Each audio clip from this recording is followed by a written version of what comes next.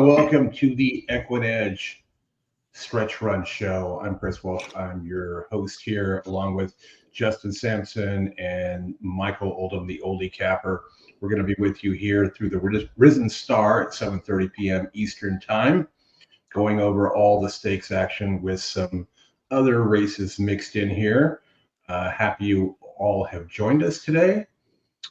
Justin, how's it going, my man? It's good. Like Tony said, we've been on fire. We we had the 6-horse, 3 races back at Fairgrounds. It was a nice price. I riding. Then Jose and Cherie just deciding to win races. This is what's been happening the whole time at Fairgrounds. So we love the middle of that card. The Daily Double Exacto was great. It's been a good day. Actually, we missed it early. I missed my first bet. Roselba the Wicked ran second, but it's been good. Fairgrounds, great card. And Tony, just to be fair, he said you've been effing on fire. I'm being nuts. Oldie, how about you? We're out to Oaklawn here. Good to see Alan Hancock, Brad Anderson. Good to see you. Yes, great day of racing and hockey. Looking forward to the USA Canada bout tonight. Wait, I'm looking forward to the slam dunk contest. Isn't that tonight? I don't know. I'll be watching that hockey game. It's going to be epic. I'm looking forward to the Daytona 500 I didn't say tomorrow. I didn't say it wasn't going to be epic. I just said the slam dunk contest. That kid from Chicago, good. Keep going, Tony. That kid from Chicago is going to win the slam dunk contest, and he was like 5-1 the other day. I couldn't believe it. So, only Daytona tomorrow. Daytona tomorrow. An hour early due to some weather. I will miss it. I will be at the Magic Kingdom. So you mean it is possible to move up a start time when there's weather coming? Yep. There you go. Motorsports. Starts an hour early tomorrow. Slam Tony, not even on the radar. Yeah. All right, Oldie, get us through here. Oaklawn, they're in the paddock still. They're saying 1 minute to post, but probably a few more, and then we can get to take a look at Gulfstream, which will be going off right around. So. Well, I'm just going to say a little boom at Laurel too. I just got the 9-1 top pace horse home in the slot that they have rated good, which is clearly not good. There it might be the worst rating of a track I've ever seen, but. All right, so no, seriously, Justin. Well, this is the last race, but take a look at the track and tell me how that is good. You want to pull it up so everybody can see it? Maybe not good would be a better rating. Yes, it's also racing at Laurel, so that might be appropriate. But do we have the Laurel feed today? Can you show it for a sec? Yeah, we got Laurel. Oh. That looks mighty sloppy. How is and it's not just the Equibase rating. They had it on the screen before this race that this was. Good. It's pouring down rain right now. That track's so sloppy. What's happening? I heard Wiz. I did not. Oldie told me that. How is that good? We're going to see what happens. Yeah, that's not good at all. We're going to see what happens today, Wiz. Or Tony. Tony, I had to give him the jab on the Jose Cherie when Jose Cherie came back again and won. So, oh, man. Oaklawn, the 3 in race 6 or the 2 in race 7, I think could be singles. But I went 2 by 2 by 2. In 3 of these legs here. The Brad Cox horse here dropping in class is a win over similar last 3 back, drops back to an easier group here, comes in for a tag at 40K for the first time here as well. And then I also used the 10 because there's some speed here. And the 10 seemed to me to be the best closer. It hasn't gotten there recently. But this might set up well for Tom and his Amos here in the first leg. Second leg, Magic Tap looks very tough to me. Graded stakes horse, shown it can rate. Nearly won the Razorback last year. And is facing a lot allowance optional claiming company here, and has the last 2 times it's faced allowance company, it has beaten the allowance company. And then confidence game, the price there is too good to pass up. At 15-1 on the morning line, 6-1 on the morning line. And it is kind of a paceless race too, so confidence game may find itself on the lead there if Magic Tap doesn't want it. Race 8, we got rid of the every 2 weeks losing Levin Muffin. I don't think I could have ridden stronger things against a horse than I did here. Hey, that's what you're supposed to do, though, dude. Just give the opinion, and you know what I mean? Yeah. But I thought this was a spread race. The system thought it was a spread race. And then Justin, I took the 6 and 7 here, so not the speeds. In the stakes race, 6 was my top pick, and I believe the 7 was your top pick from the previous show. I actually had it up. I'd have to pull it back up. But you might be right. Back up right now. I think I'm right, but let's see. Oaklawn. No, you had the 1, but I had the 6 and 7 as my top 2 picks there. I just thought there was too much pace there for anybody near the lead. And then and that was the angle because I was 1, 6, 7. So yeah, I'm tracking. Yeah, okay. And then in the last race, I thought this race was wide open. I didn't have any notes on it, but you do have this crazy warm meal horse, the 9 there for Calhoun, 30-1 on the morning line, 7-2 on the morning line. Wow, that's insane. I don't think I've ever seen that. Looks like a big rain delay, Oldie at Oaklawn. I would not be surprised. I was actually surprised that they ran, that the jockeys didn't hold a meeting after race 1 and get the racing thrown out, but because it's just a mess there. It looks like Laurel, but it's rated as sloppy and not good. But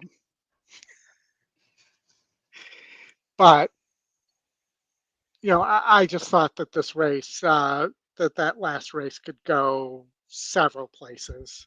So I spread there in the last if this ends up going off at some point. All right. Why don't we pivot over to Gulfstream, Oldie? No rain in Florida.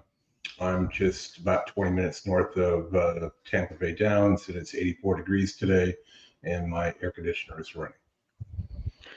All right. Well, we got the snow last night. It's cold.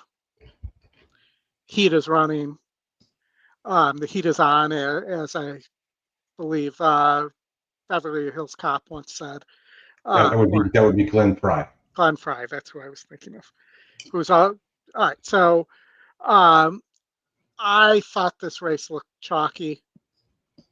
Knightsbridge showed it could rate.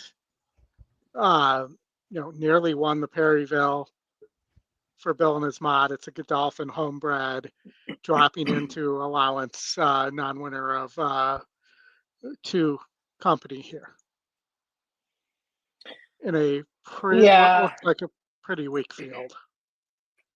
I looked at this race, Oldie, and I would agree with you. I did think that Uno Mas Bourbon probably had a shot on the cutback. I mean, I know that predominantly, it looks so. The 8 furlong 1 turn shouldn't be an issue, but there's no speed is the issue. Like the 6 just not fast. It definitely fits here, though. I mean, it's a nice horse. I mean, has won a 50 and a 64. Dylan Davis rides, which I thought was a little bit intriguing. But I'm just not sure that horse is going to be able to get up to win. And I thought the 7 maybe has a little bit of a look, but that was the other one that I had a little bit of interest in. but it's still, I don't think that horse is as good as Knightsbridge. So somebody asked what the double is into the next. If you use the 4. If you use the 4. I thought the next race was pretty wide open. It looks like a 4-4 is the favorite at 4-1 in the next race to Candy Gray. I didn't think Candy Gray had to win here. There's a lot of other pace on the turf here, and the horse breaks slow too. What's the race? The long shot, Bedazzled him has a big shot in this race, though. Yeah. He has a long shot. That's what I used in my tournament as well. Stretching out on the stretch out. Yeah. Yes. All right. Yeah. So because there is a lot of speed here. Yeah, you're seeing it the same way I am then. So a Knightsbridge to the 10, that's paying 8-1 on the double. So why not a 4-10 double? Why not? What's the 4-4? 4-1.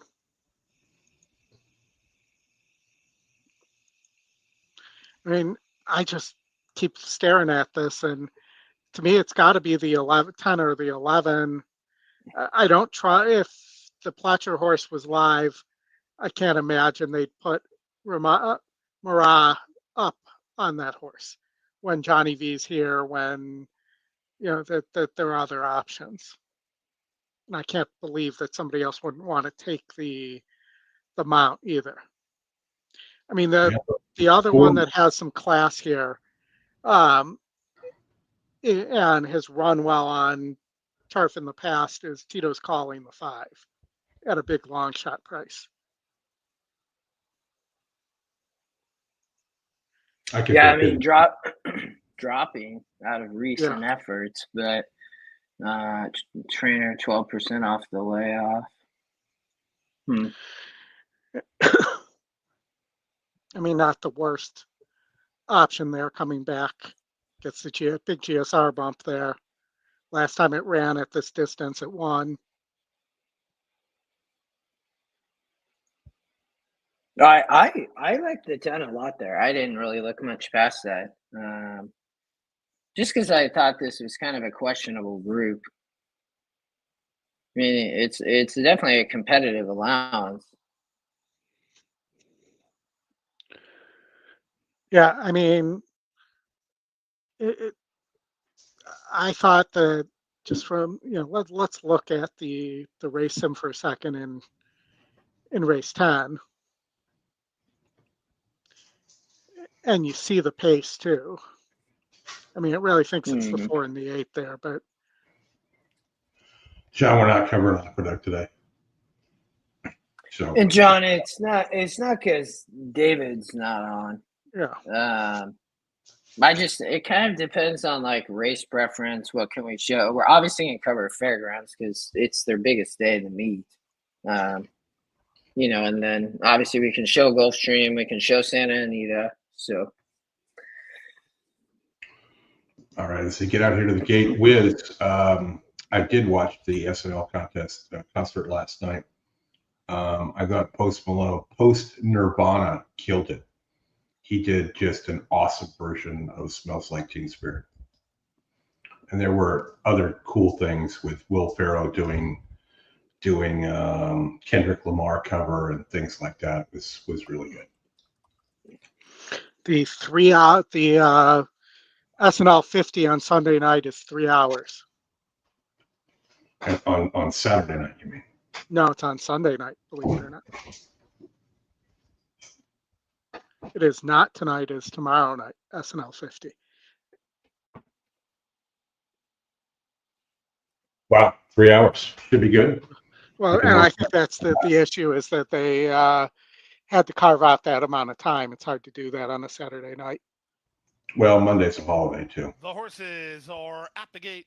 It's now post time. Anybody else off on Monday or just me? Start, race number 9, a 1 mile I'm trip off. over I'm off. fast main track. All but eyes on I'm only off running? because I took. And the Godolphin Blue under Jockey Probably, dude. They run all the time. could do a Perfect show. is the only one that's taken any We could do a show. Nope. Yeah. You all can do a Liam show. makes I'm the taking the outside. day off. The field of eight. I actually Mile. have to They're work, at the gate. but I'm taking the day off.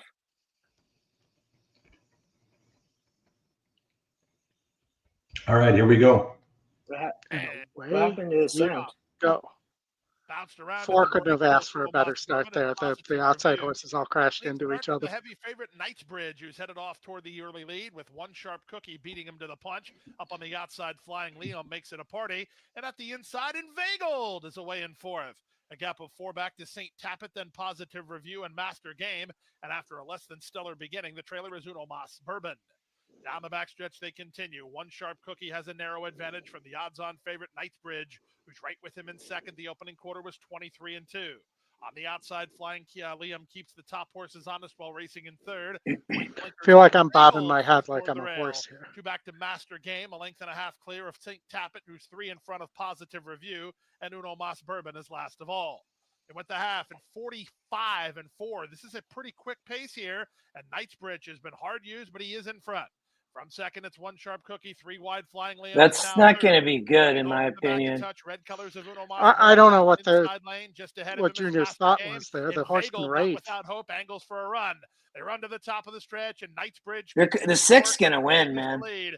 Davis gets off the inside at the opportune time for Uno Mas Bourbon. Maybe not. Clear is Inveigled, and they're on their Might way flatten home. out. Inside, Knightsbridge. Two's going to win. Work. He's trying to put him away. Down the center, Inveigled is launching late in between horses. Flying Liam. They come past the 16th pole. Inveigled has hit the front. The upset is on at 14-1. It's Inveigled in front. Knightsbridge with a solid big 25-1 Bourbon. and a 14-1 back-to-back. In 136. I don't understand what Junior was doing there. The Scotty Long shot. Wow, 14-1. Pick six gonna pay stacks. Mm-hmm. It may pay the 5 out of 6. So gigantic. It will not Jake, pay 5 out of 6. It has once. Jake, I will bet you cash money that doesn't happen. Ping pong money.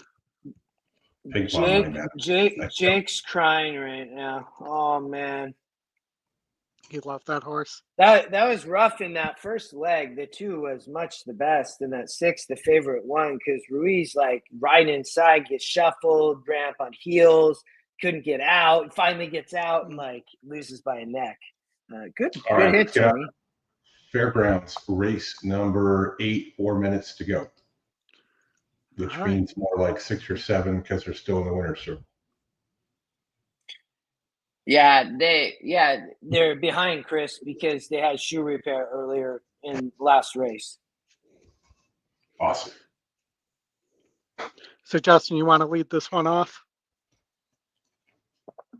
Yeah, well, and you and I talked about this on the stakes preview show.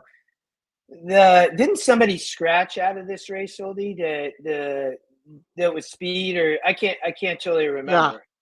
The one was apparently main track only, even though not entered that way. Old Homestead. Yeah. So when we looked at this, I thought that Mansa Musa would be tough. I rad Belmont, 1 of 66 allowance. I mean, hit the board in 8 of 11. I mean, they're on the turf sprinting, and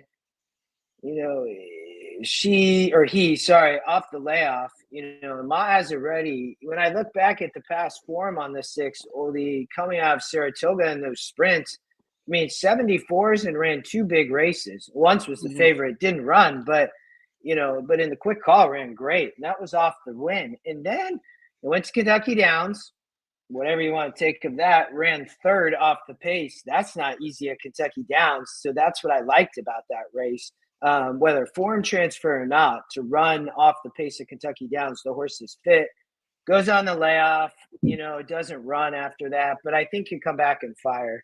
I didn't think this was a great group, to be honest, and I think there's some class here for him. So that's where I landed. Yeah.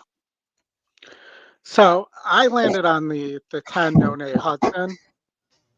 And as I described on the previous show, I landed on this horse, but I don't like it. I landed on this horse. You know, this horse is just burnt money, but this, as you said, this field's not good. It's a paceless race. You know, so the thing that that kind of bugged me though was Marcus Hirsch had tweeted that the 2 Kavad was also going to be entered for dirt only and is staying in. And I had Kavad originally as my second pick here, and didn't end up entering in there because I was told because he was going to scratch. So I think Kavad, you know, the GSR goes up over the slop. I think Kavad's going to run a nice one here and may, in fact, be the speed here and get Saez here. I think Louis is going to get him out of the gate really well at 5-1. I think, you know, could get a middle price there on the horse. Mm-hmm. Mm-hmm. What's your double? No, I mean, What do you like in the next? I did not handicap the next yet. The next is Justin probably has a thought here though. I would guess. I thought the 2 and 3 both would be where I landed as the top 2 picks, Chris. The 2 and the 3. Okay. And your top 2 picks here in race number 8 were the 10 and the 2? Race 8? No. We race were 8. I'm on the 6. Yeah, Justin was 6. I was 10, and you could say I was 10-2 and 10-6. I guess would be the top 3. And I will say that you know, I'd watch out. Classic Mac was an expensive purchase for McPeak's connections, so I might watch out for this horse here too. The 5 even can win. That's a tough race, Chris. I was 2-3-8-1-5. Like I didn't. That's a tough race. Race 9. My opinion and Oldie's opinion as well come in race 10. So I don't know if is there a you play. Well, you can't get to it in. Oh yeah, you can in a pick 3. So Oldie liked the 5, and I was on the 14 in race 10. Okay.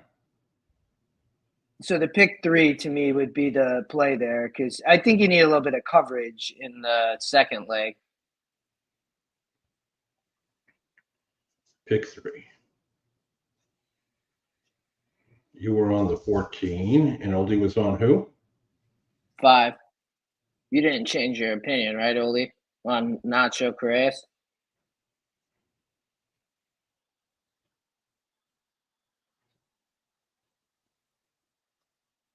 Did Oldie freeze? You're still here? He looks frozen. He froze. He out. It is a good race. Chris, do you have sound or you want me to do it? I got it. Hector Elizabeth, double. I singled the 6 in the pick 5. Microphone. We'll hear for Joe Sharp. Weather, Tony. Weather. Junior with Mansa Mansa.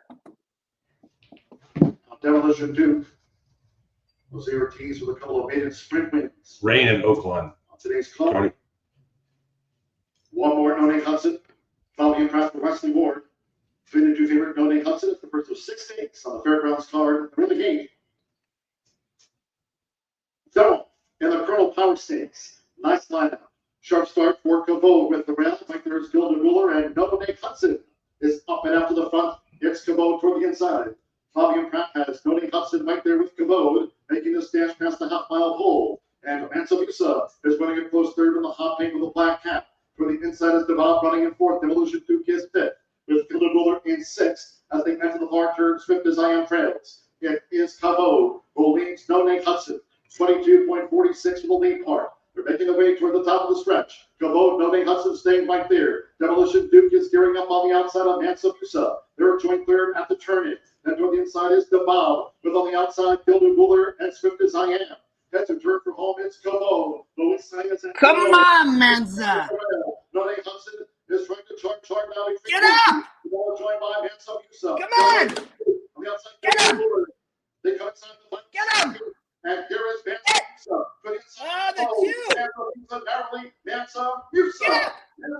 ready? In a Colonel Power photo. Demolition Duke and Oh, Chris, that was a good one, brother. Yeah, I'm with you. Bangers. We're crushing. My goodness. 9-5 though. Oldie, good call. Oldie disappeared on us, Chris, but that was a great call on the 2-horse. He's back. Oldie joining us. Oh man, Oldie, that was so close. Did you see it? Oh, maybe he can't hear us. I got to give you the horn, Justin.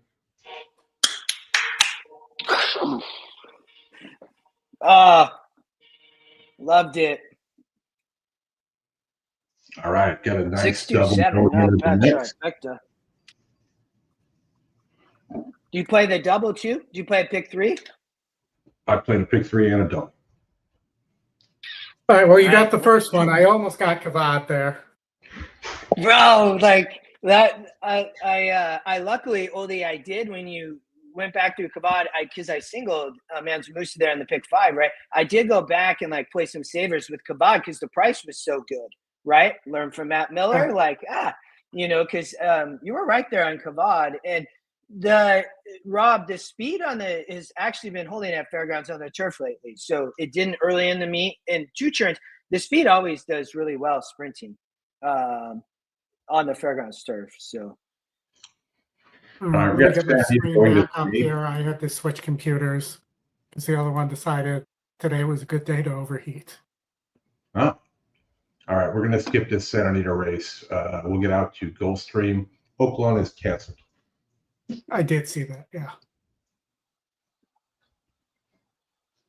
Gulfstream, we are... No, hey, can we watch the Santa Anita race? Let's just watch it. I just want to watch it because I need to pay attention to what's happening. There you go. Thank you. Oh, Soleil. Oh, that was close. Yeah, that 2 came back a little bit at the end. Yeah. I know, right? Lose the track to the outside.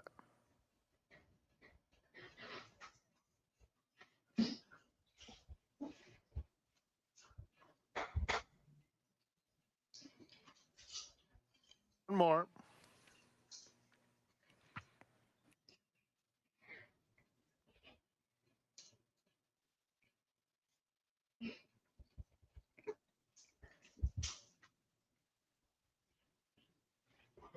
And No. they're off. Ufta, Toulouse the track on the outside. Those two are the quickest, with Toulouse the track now taking command. Just behind them comes Beau Soleil in a lineup of 4. Down at the rails, Sapadilla moves into contention. Isabel Ludlow is in that mix too as they run down the back stretch. And the distant trailer is Strange Addiction. Stellar Cap is with that group behind Toulouse the track, who leads by a length and a half. Ufta second past the half-mile pole. 3 clear of Beau Soleil, Isabel Ludlow, followed by Stellar Cap, Sapadilla, 6 or 7 back to Strange Addiction. Ufta puts the pressure on Toulouse the track. They're on even terms. Beau Soleil a length and a half behind them, trying to come through on the inside as Toulouse the track is losing ground steadily, dropping right out of it. A quarter of a mile to go. Ufta, the wide leader. Beau Soleil comes through on the inside to challenge. Isabel Ludlow in the blue silks on the inside of Stellar Cap. Strange Addiction, who was so far back, is within 5 lengths of the battle up top inside the 8th pole. That one's Beau flying. Soleil takes the lead. Yeah. Strange Addiction is just I think the flying one from might get up. way back. Here's No, Strange that's gonna be Addiction just coming in. short. Beau Soleil. Beau Soleil holds on. Strange Addiction with a tremendous rally in the second. Then it was Ufta. Photo between Isabel Ludlow Nice job, and Sir Stellar Cap. Scat. That's awesome. I love hearing that. Awesome. All right, Oli, let me get you up here. And Angela, I haven't seen Angela in forever. Long time. way to go. We always like to have longtime viewers in the chat.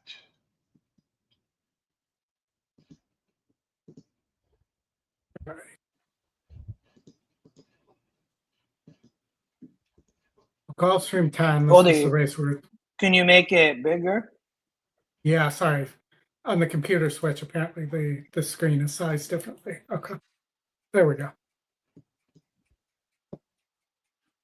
Better?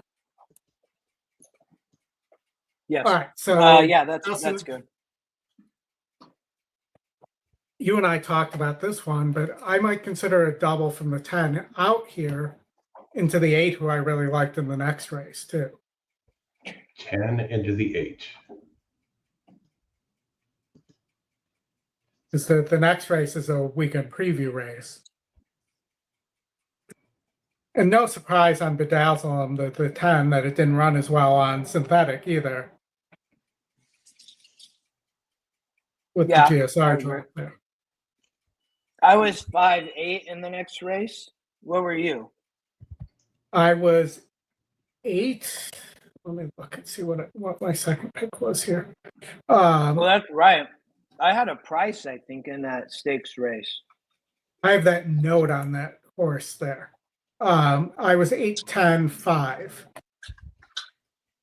Yeah, Intrepid Daydream. That's right. That I like this horse a lot. Sappy and Edward. And I got to tell you, and staring at this, I think we missed something here.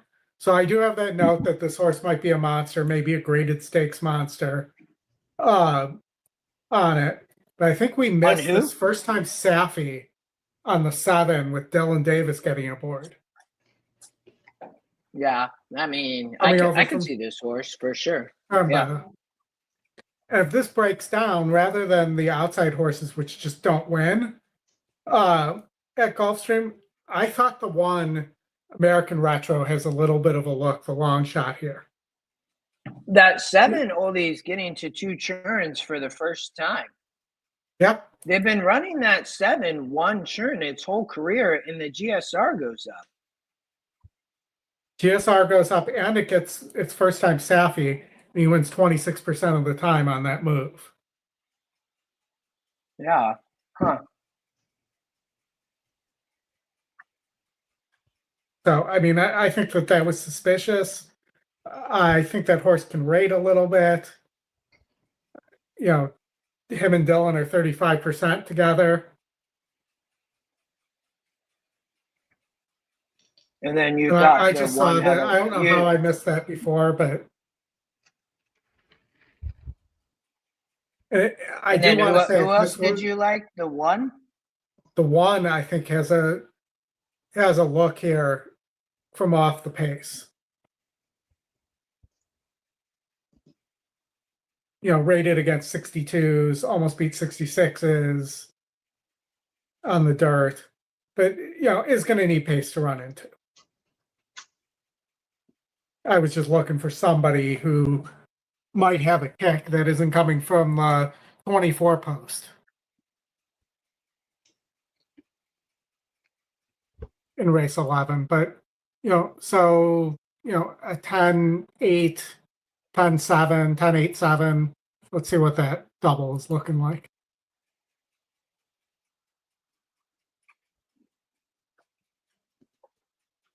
And 8 is 12 to 1. 10, 7, you're getting 35 to 1. And 10, 1, you might as well just put a buck on it because you're getting 121 to 1. No, that's I kind of like what do they, Chris? What is Brad and Brad's here? Brad, good luck. They like Dutch them, right? Where you like you could put a buck on the 1, but put $5 on the 8, so you get the same amount. Exactly. Yep. I don't know, John. I just looked at that Aqueduct race. That 3 is 0 for 15. That's a complete auto toss for me. So you're saying that's the lemon muffin of Aqueduct? Yeah. I don't care. 71 top GSR. It's got a 4-point advantage over the 4, who is the long shot and is taking money. The 3 is 21 at 5%. We got a couple minutes. We can look here. The 3 Prairie Dunes for Gary and his Siaka.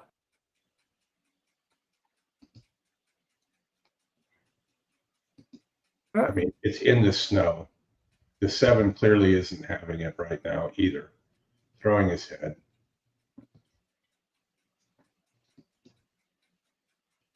Yeah, I don't know on this one. I was all over the place here. I think in my contest I used, what race is this? The 9th. I used the 1 here. All right. Well, we got a few minutes before Gulfstream goes off. I'll put the audio up. For Tom and his Morley. Tom and his Morley, or that would be Tom Whoopendale. Katie's on the 9. I don't know that there's enough speed for that horse to get up here.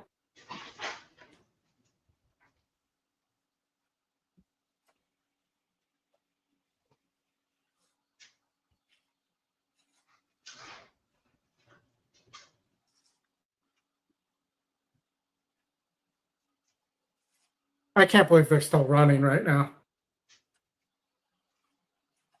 Look at this weather. Where? Aqueduct? Aqueduct, yeah. It's like a blizzard right now.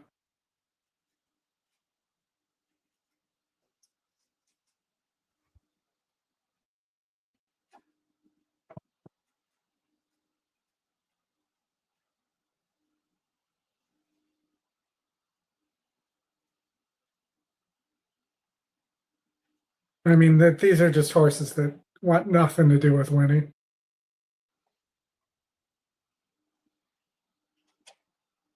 I mean, the 7, who's the 8-5 favorite, is dead on the board. Been the favorite the last 2 times out as well. Claimed by Linda here. Before the long shots lightly raced, but completely stopped last time out. The 1's a second-time starter for Morley. That's why I went there, to be honest. And it blew the brake first time out. Yeah, that's rough race. Tony said he likes the 4. Katie's on an 0 for 23, 21 horse. 7 to 2. Dangerous driver. That's a rough race. Yeah. Rudy's got a 0 for 16 horse in there. You got an 0 for 15. And then you got the low percentage trainers. I guess that the other one that maybe, if it was, no, I mean, you're getting blinkers back on the 6. That's the only other thing I see there with Christopher Elliott aboard and the weight break. He's a journeyman now, isn't he? What? He's a journeyman now, I believe. No, he's still getting the weight break there. He's carrying 117. Everybody else in the race is carrying 122. He's on a 0 for 10 5-year-old gelding. Who's second off the layoff after 10 months on the shelf. The snow GSR would be the wet GSR. No GS. I mean, Oaklawn did the right thing by canceling. I don't understand why they feel the need to run this race here. And Gulfstream will probably end up going off before Aqueduct at the way they're going, rate they're going. Yeah, they're going to try and time it right so they go off the same time. At which point we will give Gulfstream, just we can show it. Dude, that It's also the Gulfstream first pick leg of the 6. coast to coast at Gulfstream. I haven't looked at the other races, but The pick 6 is going to pay so huge. The favorite won that first race, though. If the 2 would have won that first race, oh my gosh.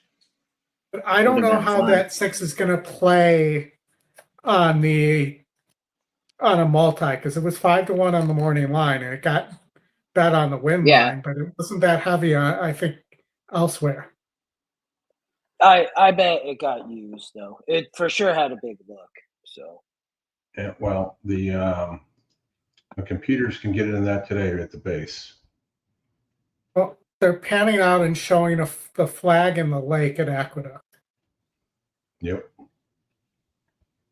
Just a few more years of Aqueduct 26. There will be no racing in Aqueduct in 27. All right, so Justin, just looking here, the pick 3,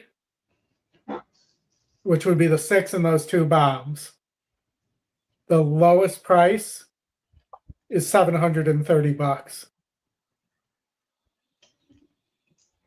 Yeah. I don't know if you can No, I know. compare the dollar pick 3 to the 20-cent denomination. People are going to spread and go larger. Yeah, but I mean, it's early. Like that 2, man. I wish that 2 would have won that first race.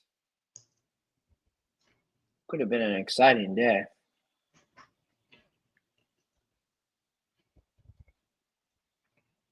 All right, Man, everybody's just kind of like wandering around. Who's moving in? There's Elsie Go Lucky they're finally going in the gate. flying in style. Dancing in the park. We have Fairgrounds coming up at 5 p.m. The Fair of the Grounds, yep. Fairgrounds, it's easy. They're at the top of the hour and the bottom of the hour all day. And Santa Anita at 5:07. Shaking the bells in. Watch up.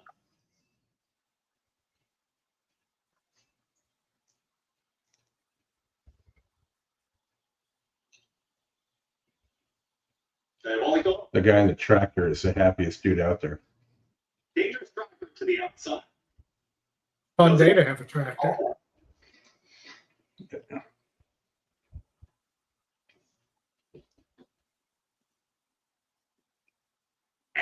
And they're off. Breaking very inward there was dancing in the park. It's up towards the outside. It's right up for the lead, and it's going to be Bunch that was in front. And here it challenges Diabolico is now moved to a challenging second. It's going to go head and head with the leader. And now Peace Duel on the front. It's the top 2 go at it. Diabolico and Bunch that. And then right in behind them comes Change Your Name, who's in third. At the row progressing, there's Dancing in the Park. And Dancing in the Park is moving with Flying in Style. Just behind them, shoved along is Shaking the Bell. From the back, trying to run on dangerous drivers there. Prairie Dunes. Towards back in the field, you're trailing. The front 2 go at 22 and 4. They zip through that opening quarter. Watch that. Trying to put away Diabolico. Watching them is Change Your Name. And Change Your Name is a massive number, but has a hot pace to chase. And the leader is Watchda. Watchda is now put away. Diabolico, who's back to a clear second. Change Your Name is trying to rally on. Dangerous driver in the line green cap, but the leader is doing it nicely enough. And Watchda is now got a 5-length cushion. It's Watchda who went very quick fraction, but is still well clear. Diabolico is trying to hold second. Host of pursuers in behind. The leader is well out in front, approaching the final 16th of a mile. It's still Watchda. Jose Lescano. Linda Rice will get another victory on the afternoon. Watchda. Envelopes for everybody. Envelopes and balloons. Let's get out to Gulfstream. Yes, Tony, Aqueduct is closing forever once the new Belmont is done. I don't know if you heard that, but that's what's going to happen. It's going to be a hotel from garage.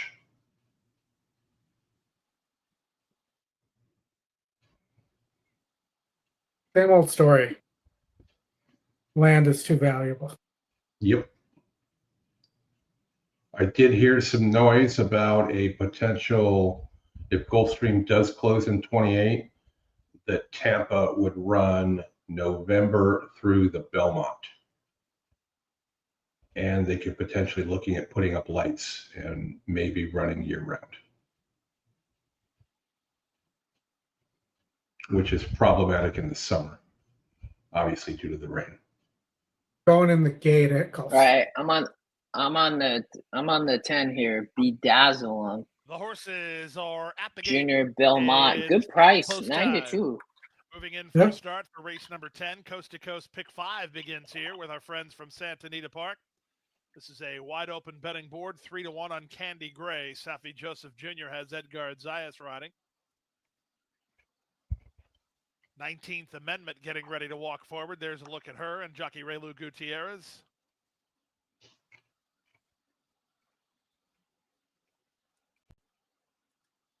Candy Gray is gray. She just went into line.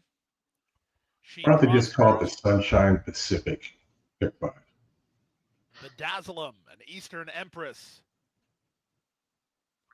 Because they could do that when Del Mar runs. Junior Alvarado for Belmont. On the outside, it's Eastern Empress and Joel Rosario to complete the line.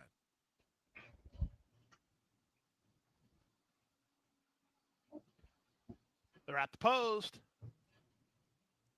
And they're off. Candy Gray was well served at the break and reaches out for the early advantage. Splitting horses is Dozen Diamonds on to challenge. 100% serious flyer. Aqueduct is 100% close. Amendment is 4th. Splitting horses as she prospers into 5th. He is serious and don't call him Shirley. Saving ground on the inside is Starship Agenda, wide on the course and up at Keen. It actually hasn't. It's not official. No, it is 100% official. Calling the early trailer Bedazzlem. The early leader is Candy Gray. Candy Gray rounds the turn on top, a length and a quarter. Dozen Diamonds is 2nd. Princess Bettina 3rd. 19th Amendment is now 4th from She Prospers in 5th. Starship Agenda, orange colors on hold while racing 4 lengths off the speed. Then Violet Gibson, 3 wide out there. Bedazzlem, saving ground is Gilded Edge. Shuffling back a touch is Eastern Empress on hold while still 2nd last. And the trailer is Tito's Calling. They went the half in 46 and 3, and they make their way half a mile from the wire. Fast as we thought, has Justin. the lead with constant pressure. Dozen Diamonds, the one doing the pressuring, 3 wide and 19th Amendment. Princess There you go, Bettina, Oldie. 4th at the inside, followed 5th by Long Shot She Prospers. Starship Agenda still on the bridle for Reyes, but no place to go. Stacking up behind them, including Gilded Edge and Violet Gibson, wide on the course. Bedazzlem trying to run home from the back. Tito's Calling, and It's the Eastern only way Empress has that major Naira traffic can pay problems. back the 3/4 and the 110 station and cost 1. as well. They straighten for the drive. Outside, Dozen Diamonds. Inside, 10 not Candy running, Gray. but Off cover, 8 running Starship big, Agenda. 3. Here she comes now. 1/8 Yeah. of a mile to go. 10. Starship Agenda fired up for Leonel 10 Reyes didn't to take run. the lead. 11 Last flying on Eastern the Empress inside. is 3 rolling at the rolling. rail, but Starship Agenda has the lead, and Starship Agenda is a 9-1 winner. Eastern Empress was 2nd. Princess Wait, Bettina. wait, got wait, hung for kinda 10. wide. Wait for 10. Wait. There it is. The 10. Did you see what happened, Chris? I saw it. Just I don't think it ran. It just Yeah. I was on 10. I mean, broke slow and then got shuffled wide, and then that was no bueno. That's a bummer. Yeah. Oh well.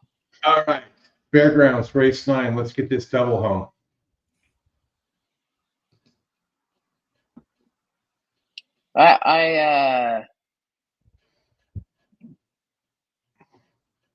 Hold on. I have pick 5 that ends here too. I've spread in my pick 5, so I'm happy there. What do you have the 2 and the 3, right? That is correct, sir. Oli, let's watch the race, Sam. All right. What do you have in your pick 5 here, Justin? 2, 3, 8, 1, 5. Why didn't the race some start? 2, 3. So you have 2, 3, 8, 1, 5. 5's the Scotty Longshots definitely has a look with speed. So One either has the a 5 look. or the 8 is what we want for you based on the wheel pace.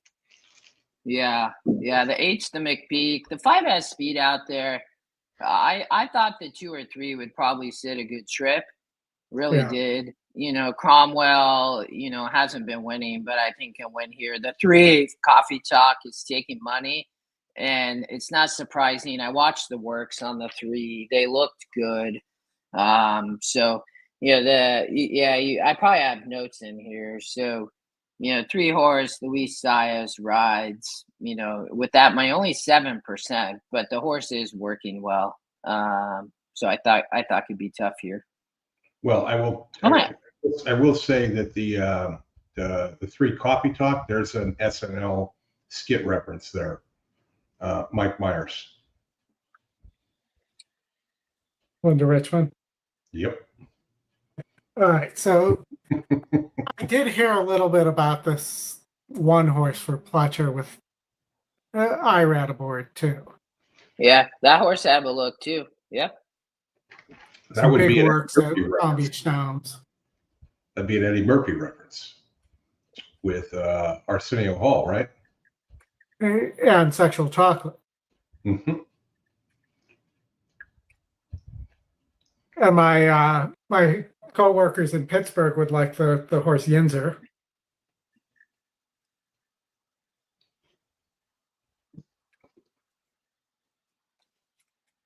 But so how's Asmussen been running at fairgrounds? Because at Oaklawn, he's been not good.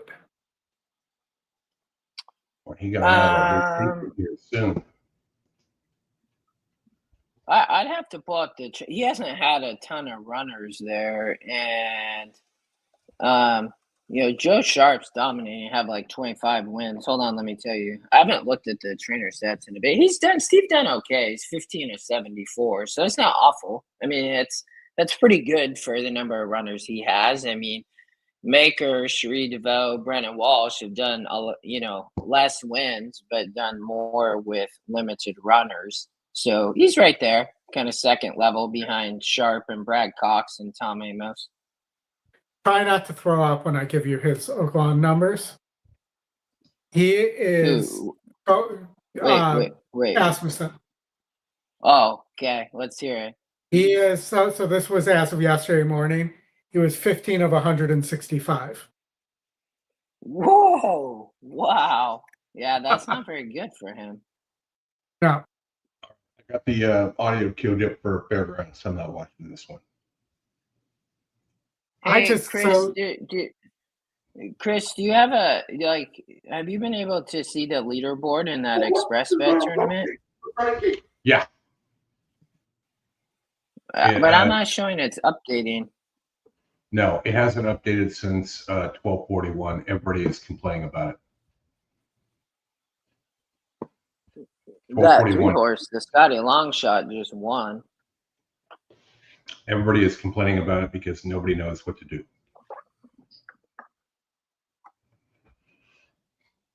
They should ask Twin Spires for some help because they've got their tournaments pretty well nailed with updates. All right, going to the gate. No, they do a good job. I don't disagree. All right, let's for the sake of your double, Chris, I'll root for the 2 and 3. But for the sake of my pick 5, I'm going to root for the 8 and 5 too. Only in America. Second on Gulfstream Park debut, Aaron Ortiz Jr. with a couple of wins on the card. Keith Asmussen, Yinzerloop. Was Ortiz on a riding double for Cherie DeVoe. Cromwell joined. Colby Hernandez, 5-time started Spurgeon. Traveling afternoon with Morlock. Sanchez. Coffee Talk debuts. Coffee Talk. Olin. Couple back. Jared Loverio, Loverio. Classic back. And Devin Moyle with Dave Prince.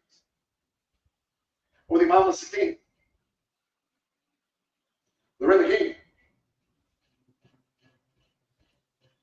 And seventh. Dave the Prince. Warlock. There's Hitzer going out for the front goal with the Black Star and Captain Cromwell secures position for the run into the first turn with Keith Asmussen. It's Hitzer.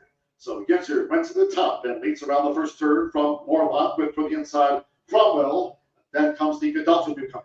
Coffee Talk in the Royal Blue. Bulgaria was racing wide at the 6.5, only in America. Set back there by Aaron Ortiz Jr. Racing clear of Dave the Prince, and then comes Spurgeon, and the first time starter Classic back at the back of the pack. 23.70. The first couple of furlongs hits Yinzer. So Yinzer dictates the field, and Yinzer has established a 4-length advantage. The run to the half-mile pole from a tracking Warlock. Cromwell, third toward the inside, and Coffee Talk is now moving up in between horses. Oliverio, the red cap and sleeves, looking to sustain a run now from 5th. Only in America gains toward the inside. Break of 8 more to Dave the Prince. Spurgeon and Classic back remains last. The front runner, Yinzer still. Clock the half mile in 46.92 seconds. 3 furlongs to go. It's Yinzer who continues to lead Morlock, who's been tracking for Tyler Gaffalione. And Morlock draws to within a length and a half of Yinzer. Coming toward the quarter pole, Cromwell racing inside of Coffee Talk. Only in America 5th and heads the rest. These maiden 3-year-olds straighten away after 3 quarters and one of the 2.77 seconds. It's Ginter. Keith Asmussen and Ginter setting sail for the final furlong. It's Ginter who just clings on. Borland getting those left Man, I ain't got a 7, Oldie. Focus flattened out. Only an American Get starter. That's the 16th. And Oldie. Ginter. And Ginter holds Warlock. Maybe. Ginter takes them wire to wire. Won by Boom. 2 for Warlock. Only an American third. Oh, that's a good one. Wow. I don't know what it paid, but I know it paid good. Yeah, it paid over $4,000. 4 G's, Miss Steffi. Oh, the pick 5 paid good, man. Nice. That's Sky Long Shot. We take it.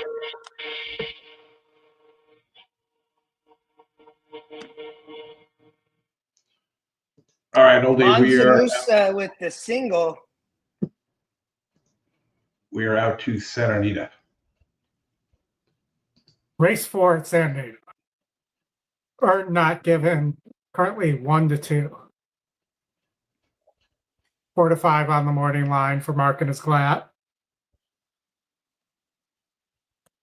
I mean, this field must be awful. And I think when I looked at this earlier, that was my feeling for this horse to be that big of a favorite. Olivia, can you go? Let me share your screen. Oh yeah, nobody had shared my screen. I just sorry. I got you. Thanks, James.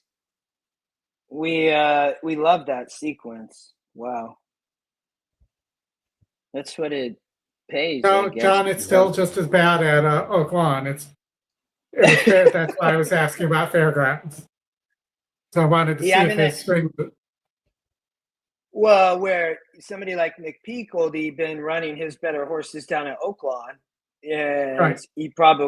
that's probably hurting Asmussen because Kenny is, in my opinion, he's becoming a very, very good trainer. And not that he hasn't been one, but he's getting a lot of nice horses. And Steve, with all those runners, he's just, I don't know, he's not showing as well at Oaklawn. Oldie Lawn, though. We call it Oldie Lawn. Well, today it's more like soaked lawn. So at Santa Anita, any thoughts on an upset here? If we take the 2 out, it's pretty close between the 5, the 6, and the 3. You're getting a nice price on the 6 and the 3. I'd probably take a shot on the 6 if I were going to play against this 2 here. I mean, I didn't really like this race. Yeah. I mean, it's terrible. I agree with you, but the 6 did win on dirt last time out. Dino Dave. Okay. They move on to the backstretch. It's a factor. The long shot leader has it 3/4 of a length. Checks on the way. Will keep him on a second. Now it's 4 to El Diamante Negro in third. Then Gray Power fourth. Followed by Earn Not Given fifth. 7 lengths off the lead. Dino Dave just And the behind 2's got a him. lot of work to do. Less than a half mile to go. It's a factor. Checks on the way. Right a length back second. It's another 4. Now Earn Not Given gets a cue, makes his move, goes right into third around the far turn. Followed by Gray Power. El Diamante Negro drops right out of it. Passed by Dino Dave. They have 1/4 mile to go. It's a factor and checks on the way, takes the lead. 3 lengths back, Earn Not Given in third. They're at the top of the stretch. Checks on the way at the rail. It's a factor fighting right back. And here's Earned Not Given coming right to the top pair with a 1/16 of a mile to go. And Earned Not Given forges to the front. Earned Not Given wins it going away. Tight photo for second. An ultra game. It's a factor. And checks on the way. Noses bobbing. Then Dino Dave a distant Easy fourth. money there.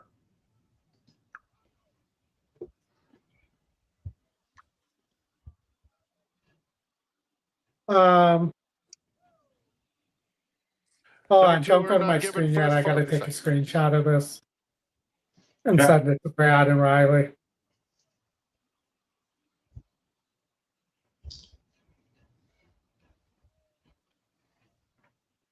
What are you sending to them? A glitch that just came up. I'll put it in our WhatsApp chat so you guys can see, but and then give me a second, I'll get it over to my screen here. Okay.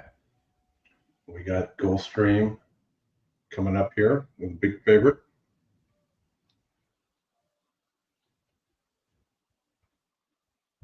Keeneland. You ready, Oldie? Almost. Let me just shoot this off real fast.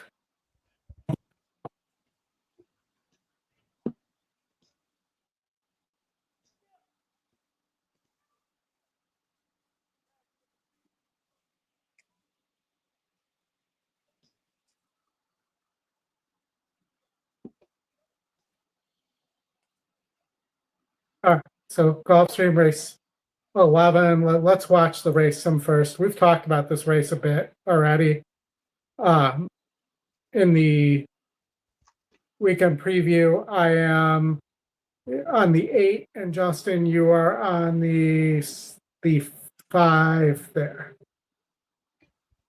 At Gulfstream Park. Yeah. Yeah, 25-1. I like it. I think your 8 got big look though. But, wins the race sim, I think, fairly easy if I remember correctly. Yeah. Yeah. So, and I know people are going to ask for a double into the next. I thought this race is pretty wide open. I don't think the Pletcher or the Chad Brown. Sorry that I believe Riley just popped up there. Let me get this away. That have to win here in the last. But if you made me choose, I'd go with the Pletcher because it was closer to winning at the maiden special weight level and is now in it for a tag.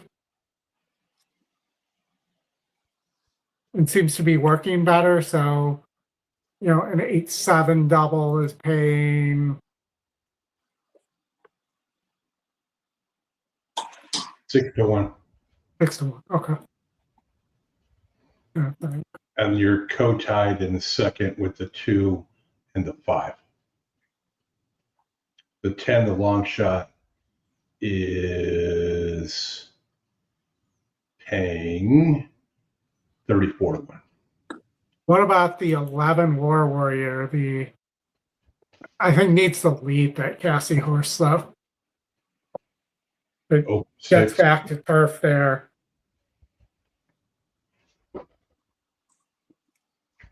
Justin, have you taken a look at this? Goes down. That's the only thing I don't like. 20%, 4%.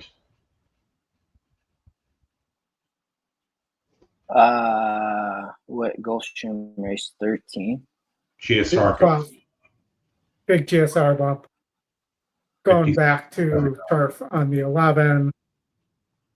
6 also gets a nice GSR bump going back to turf.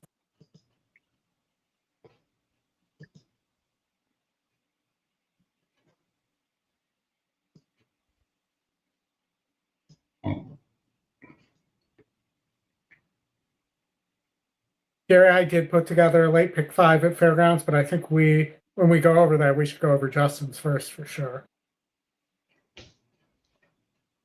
Well, you show yours when we do it, and then I'll have to.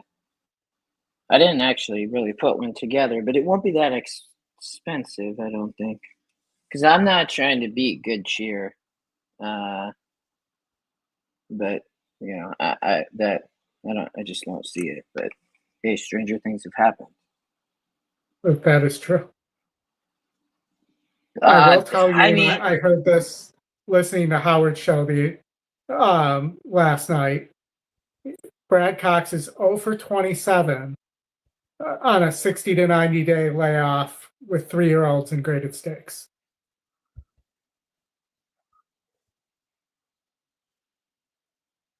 and that's what's happening today. Is that what Yeah. is that the point of the But situation? that was the point of the stat, yes. I have a feeling he'll be 1 for 28, but you know, That's yeah. Yeah. I didn't this last race at Gulfstream. I mean, a grab bag. yeah. I mean, are you going across? Okay, let me. I mean, it really is, Obi. It's a rough one to end the card because many of these haven't done much. I mean, you have Romans, Cassie, McPeak, Safi, Chad Brown, Christopher Camont. Like, I mean, or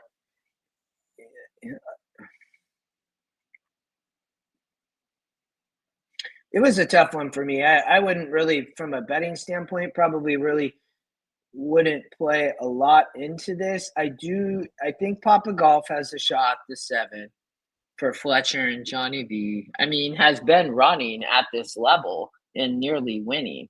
So, I mean, only in starts at 4 as well. I mean, GSR says should be fine. You know, it should get a good trip, I would say. The pace is kind of funky though. You know what I mean? Like I'm not sure how much speed there is in this race. Well, the pace sim thinks the 11 and the 4 are the speed. Yeah, the 4 and I hasn't don't. shown that kind of speed on turf. Yeah, Granted, only second time on turf, but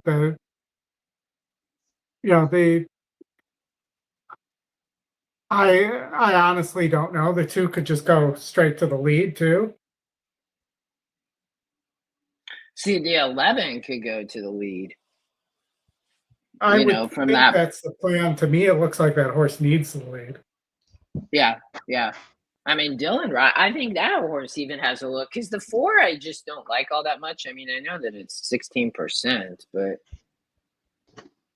I don't know. It's a rough race. If I had to put somebody on top, I would probably be looking at maybe putting the 6 or the 7.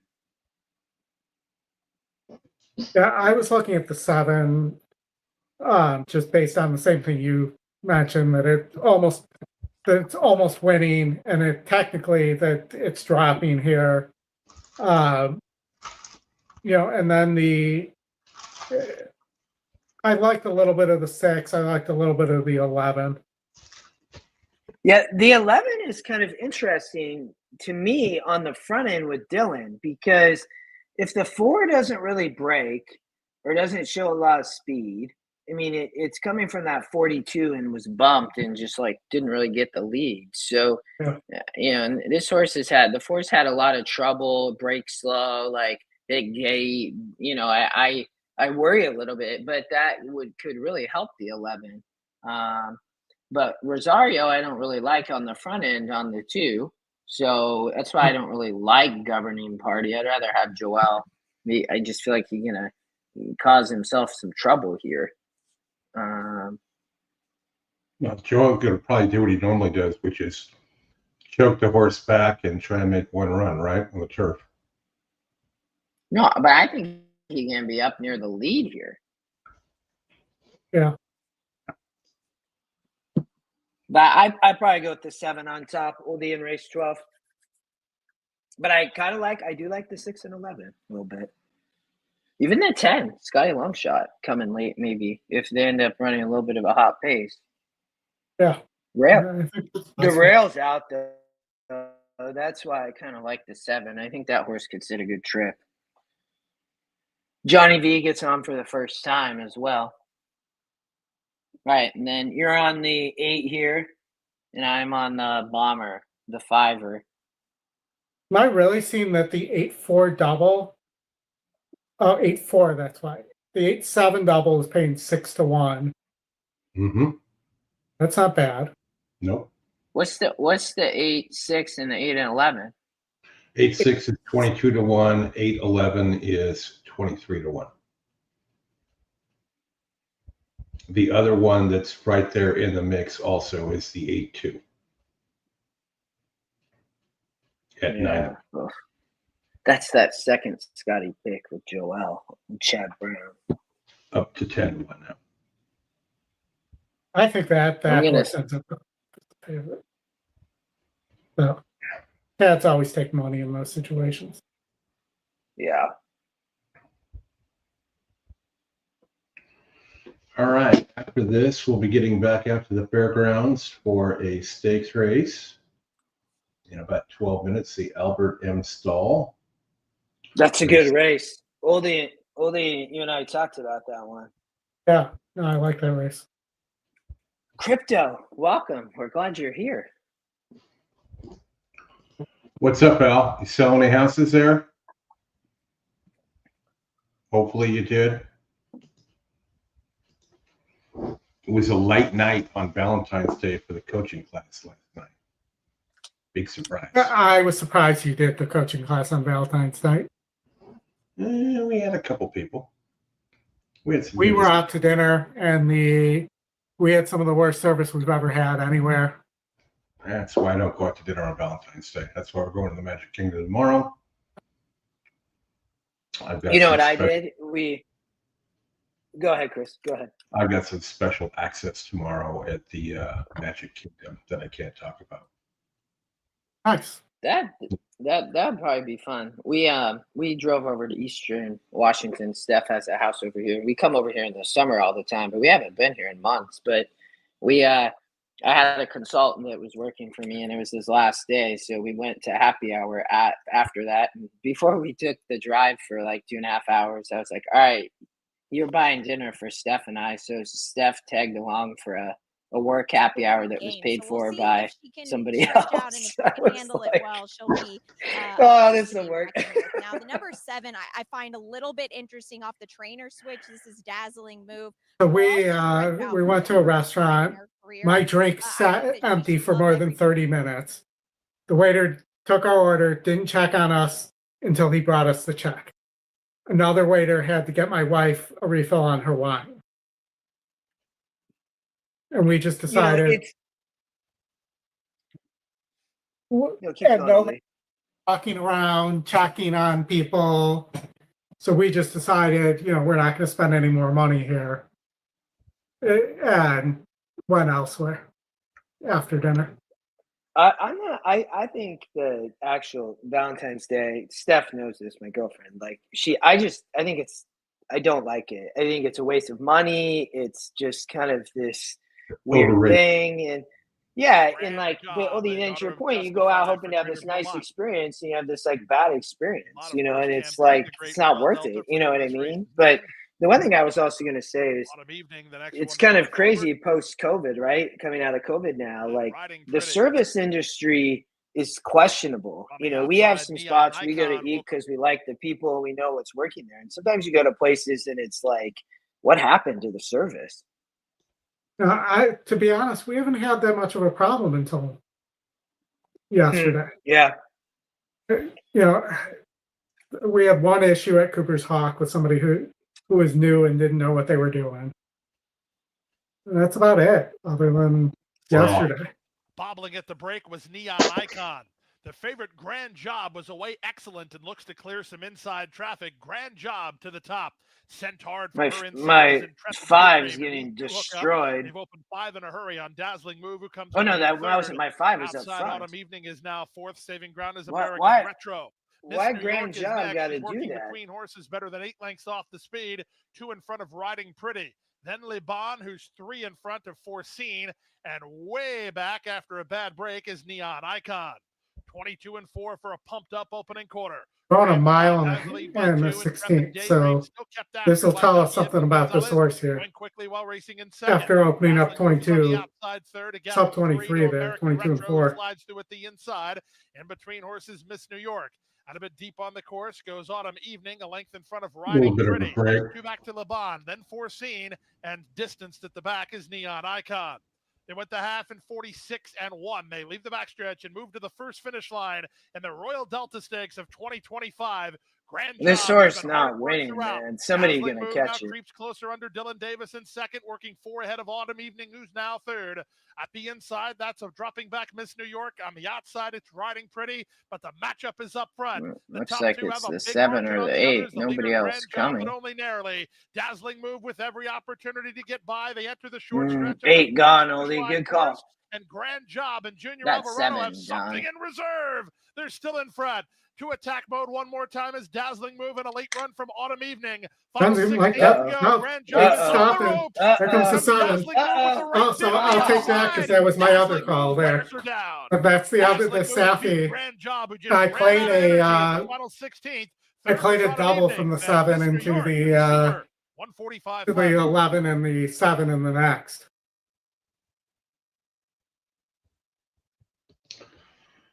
All right, Oldie. Let's get out to Fairgrounds.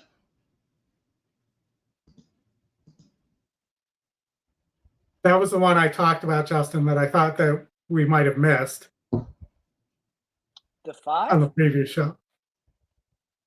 That's Oh, 7. the 7? Yeah, I know, Yeah. I know. That's when we went back through. Remember, and I said, "Oh, that horse was going 2 turns." Yeah, you're right. We definitely did. Yeah. I agree.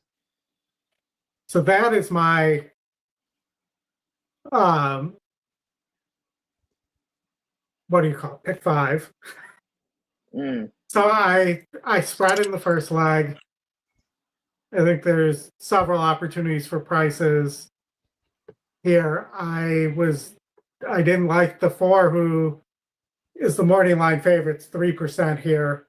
And I think we heard from the McPeakers that this horse might not be so good today. So that was, where I ended up there.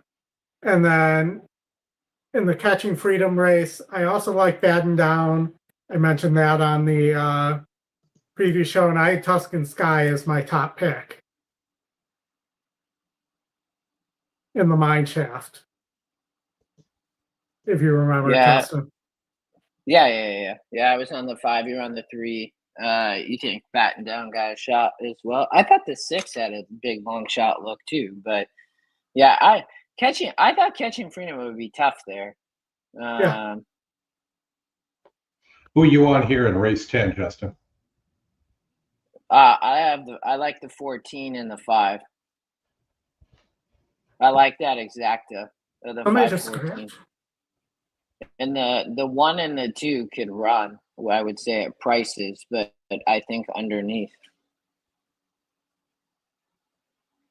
Who's the 5's the big favorite. The 6 can run underneath, I would say. I don't think the 6 can win. I don't think the 6 can win. Yeah, I mean, I thought the 2. Go ahead. The 10 had a little look too. I'm trying to remember what here in the preview show I had. This is the Albert Elm stall. I was 5, 12, 14. On the 12 square. There's the 5. The 5's the real deal. I mean, but the 14 gonna get a good trip. But the 5 could be tough.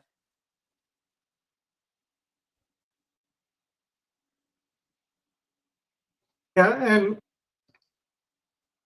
the 1 is the top pick. I don't see it, but at that price, in a pick 5, I have to use it with the chalk that I think it's coming at the end.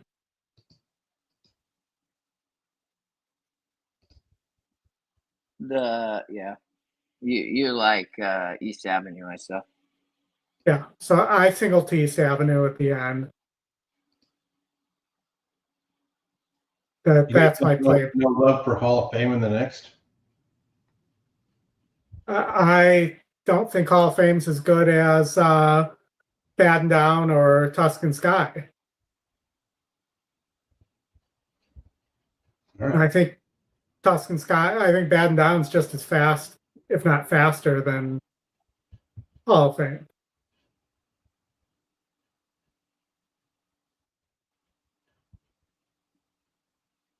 and then spread in the Fairground Stakes, and then I went 2x2. We'll go through all this. I don't think I've ever seen a horse 92% though. Yeah, that's by far the highest I've ever seen, Oldie. That's pretty crazy, I would say. And then East Avenue in the last. They've been teaching the horse to rate. I just don't love this field either. I heard Built's not working all that well either. That there's some reports that the workouts, even though the times are good, they're not great. That's what I heard from Joe, who works on Howard's show, who works for Fairgrounds. So, that's one of the things that put me over the edge there with East Avenue, when my second pick is supposedly not working all that well. And they threw in here because they were afraid if they ran it in the Louisiana Derby, it would miss the Derby altogether if it didn't get some points here.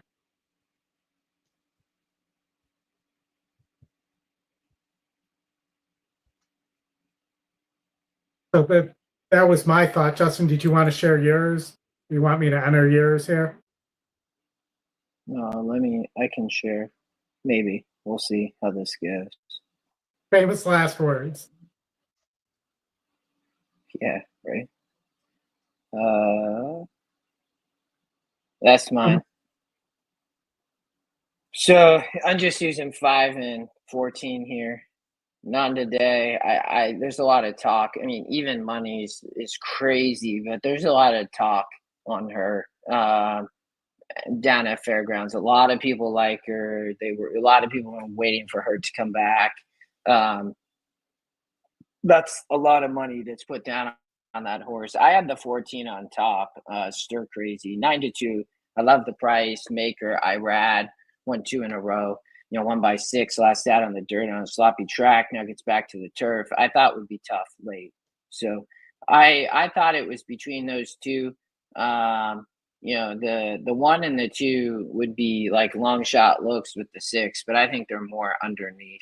And then here, I thought Catching Freedom would be tough, but I added Tuscan Sky, Oldie. I thought Maycock's Bay, long shot look, and then batten down. Makes sense. In this race, I thought about, I wasn't, actually, I want the 6 in this race too. I wasn't sure really what to do in this race. Actually, this is a little bit more. It's probably like 120. We'll see here. 112. So I thought there that I just need to fix that. I thought the Money Supply had a long shot look, actually, but the 5 have a long shot look. I was originally on the 1 and 2 Oldie, but then I ended up spreading in this race. I thought Good Cheer was a single. I'm not going to mess around and play with the 4. Not in a 4-horse field. I think we had another scratch maybe in that race. And then here, I thought East Avenue would be tough, Oldie. I thought Built had a look. My 2 cents on Magnitude. It's a brutal post, but I think that horse is going to run a big race. And then Vossimo is the question mark to me, so I used. But that's how I looked at it. Jose Guerrero, Trying My Heart. Jared Lawberry, Ghostly Gal. Sense. Well, Ryan Jr. with Lovely Princess. Beckford's Two Body next to Trying My Heart Out. Jose Ortiz with Nandadeo. Nandadeo ended well. Orange Roux, Way to Be Marine, Rescience would join the dance in the Sky Blue. Declan Cannon, Dakota Spirit, one of the Britton Stable 2, couple back. Flavio Pratt with Strikingly Spun. The mile of 16th and one more. Ira G's Jr. with Stir Crazy, 2-time stakes winner this meet. Start here, the All-Stakes pick 5 from the Fairgrounds. They're in the gate.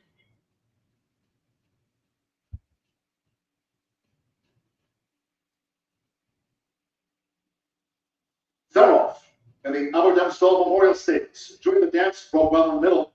For the inside, there's Ghostly Gal, School Dance. The red cap settles back to the field. And Nandadea is also prominent here in the early stages, and bids from Way to Be Marie in right with third strikingly spun. They make the way toward the first turn, and with Luis Sanchez, Join the Dance leads out from a close-up Way to Be Marie. From the inside, the Argentine red. Nandadea making her 6-year-old seasonal bow as she stays rooted to the rail, running a third as these leaders go to the back of the course. Strikingly spun is posted wide in fourth. That's ranking a length and a half to on the outside. Lovely Princess, who's just in fifth. Goes to Gala Brown, saving sixth. Two bodies running in seventh. School Dance in eighth. But from the back to the Bretman, two. The outside, Lakota Spirit, two clear from Trying My Heart Out. And Stir Crazy has drifted back to be 11th at max. The opening quarter covered at 24.18 seconds. It's Join the Dance. So Join the Dance. Out in front leads. Way to Be Marie and Nandadea. Stay right there handy for Jose Ortiz. Strikingly spun. Then comes Lovely Princess, who's 4 lengths off these leaders. Ghostly Gal with two fighting. School Dance, Lakota Spirit, Stir Crazy, and Trying My Heart Out. The half mile, 49.74 seconds. So they traverse the far side of the fairgrounds course. It's Join the Dance looking to make every yard. Way to Be Marie has been right there with the front runner. Strikingly spun comes 3 wide, and Nandadea, she's just looking for a gap. They straight away past the quarter ball. 3/4 in 1:14.30 seconds. Join the Dance. Nandadea looking to quick hitting 3 horses. She's in tight with Get squeezed. Marie, who's down in battle. Get out, girl. To respond to the pressure. Join the Dance of Baby Marie. Nandadea was switched out, and here she comes. It is Get up. Get up. Get up. Got it.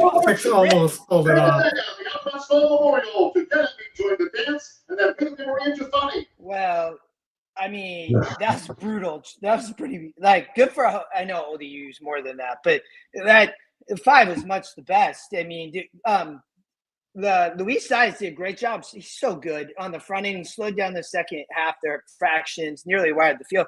But the 5 was caught behind, man, and could never get through. And for her to get out like that and still win. Yeah, and just be clear enough to get away with it. If that 13 horse was maybe a foot closer, that move doesn't work. Too, but that was my top pick from the previous show too. That's just I know. So I'm complaining because I wanted the 6, but I'm happy to be right there. Well, I really did. The 14 didn't have a great trip. Irad broke out at the start. I was like, oh my gosh, but and then he kind of rushed up. But the 5, there was a lot of talk on that horse, Oldie. I mean, everywhere I listened today when I was prepping and like doing the video, everybody talking about Nandadea. I was like, oh my gosh. But you had talked about that Nacho Crez had a really good one when we were on the previous show. So.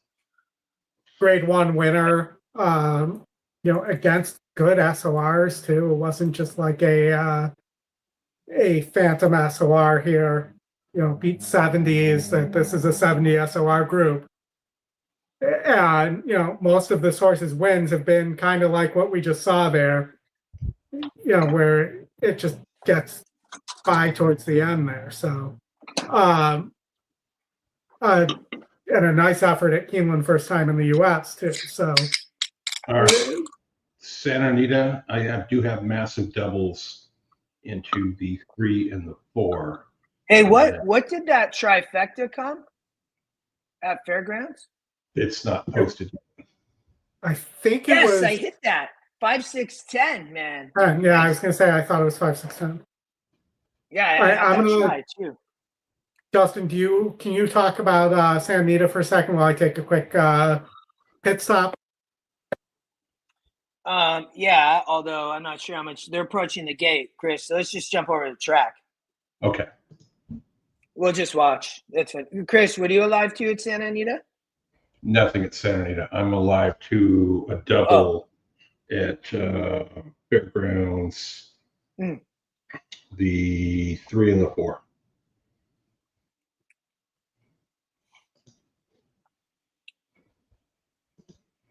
Nice. I ended up I played that try at Fairgrounds. That 6 and then the 10 ran third. It's post time. The try paid $92.85 for 50 cents.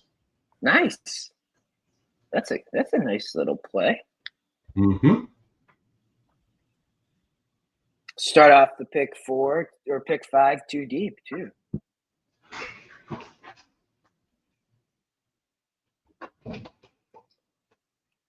Johnny Whispers comes up. Londeado to the outside.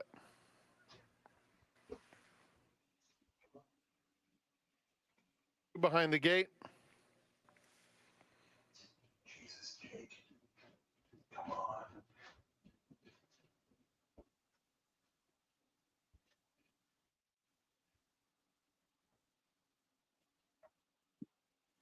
All set.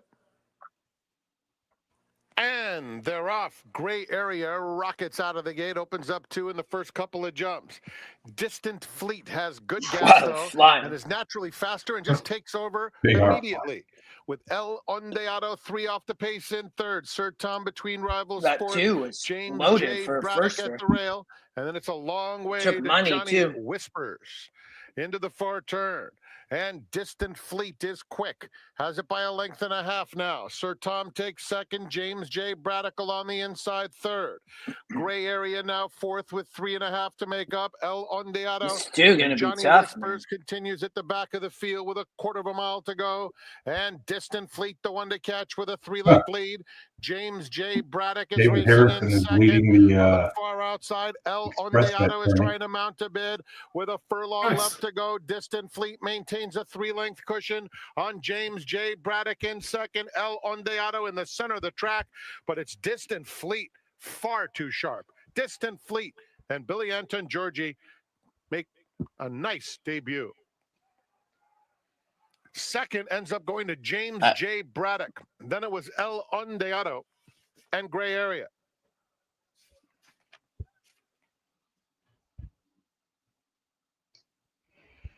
All right, Oldie, are you back? I am back, yes. Okay. Don't have a voice apparently, but I'm back. I guess we're going to Gulfstream. Yeah, unless you want to go to Delta. No, you and all your sick Delta buddies, no thank you. The Rainbow Six has a single ticket alive to the 5.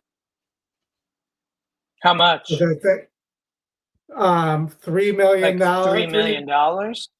Yes. That's incredible. And the late pick 5 carries over if the 5 or 9 wins. There's only 102 live tickets in the Rainbow Six. And we know 101 to the rest of the field if the 5 doesn't win, because there's only 1 to the 5. Mm-hmm. And you have to figure most of those tickets are alive to the 2 or the 7, probably the 7. Our 11's getting hammered too, Justin. Yeah, I see that. 7-2. Wow. I mean, taking a lot of early money. My goodness. There's 26 live pick 5. Wow. 1 ticket to the. That's a low Rainbow Six. I thought they were hoping for like 5 mil.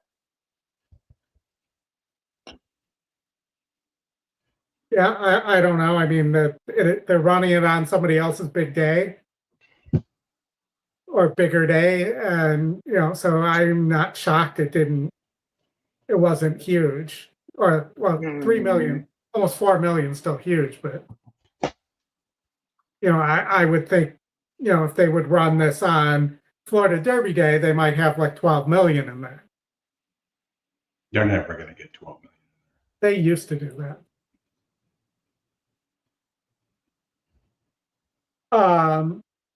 So 7's top win, top pick. The 10's actually top SOR for Romans, but hasn't really shown much. Gets back to turf though. Is your long shot. So that's your the 10's actually just in your top SOR long shot combo there.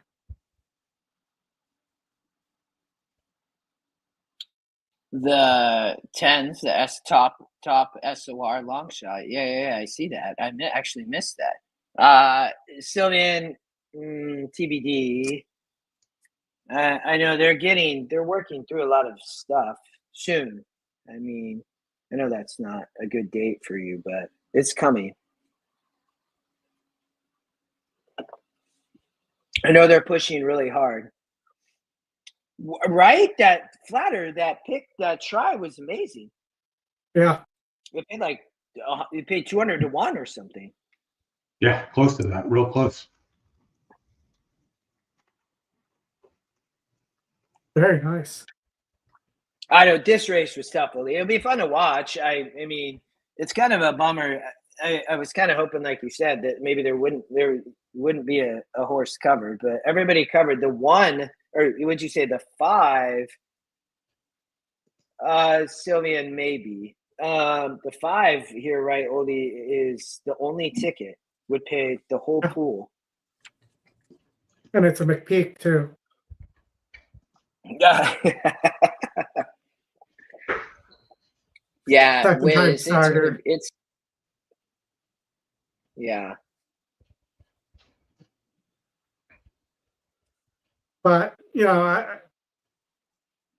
that this is a wide open field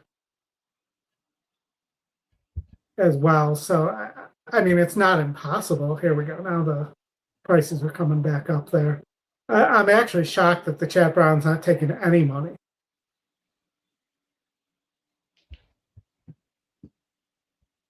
There. But I guess we can watch the race them again. You know, I played a $2 pick 3 at Fairgrounds there from the Mansa Musa.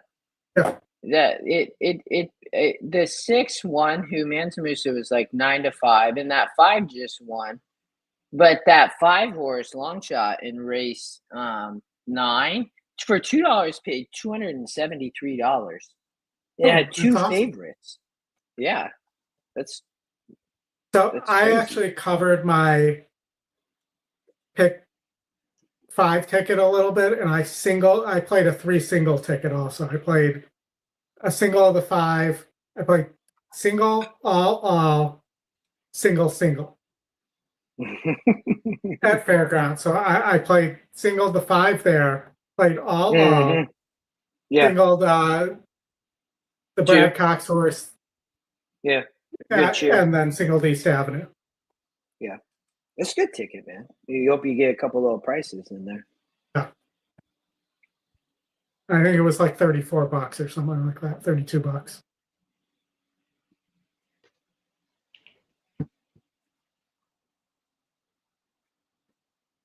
Been all bombs today since that favorite one. Well, I guess 7-2 in the last race. But I'm alive to the 7 and the 11 and a $10 double here, and I'm also putting a little on the 10.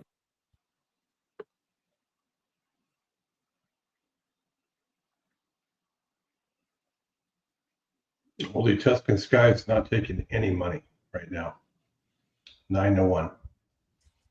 Honestly, all the more happy about it. Who's taking money in that race?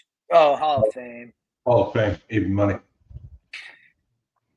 I was on Hall of Fame when Hall of Fame came back off the layoff, but I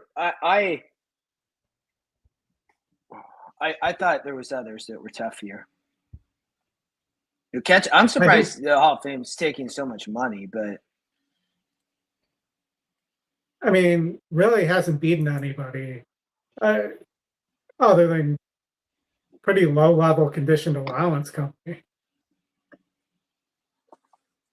Yeah, I mean, that's the thing. I mean, but Hall of Fame had a lot of talk last year down in Louisiana, right? You have that note, Oldie, from Breaking the Maiden. Yeah. Well, he's 2 for 2 at the distance. But again, Baden Down is a grade 3 winner. Also has won a non-graded stakes race relatively recently, and has a win over Catching Freedom. Mm-hmm. Yeah.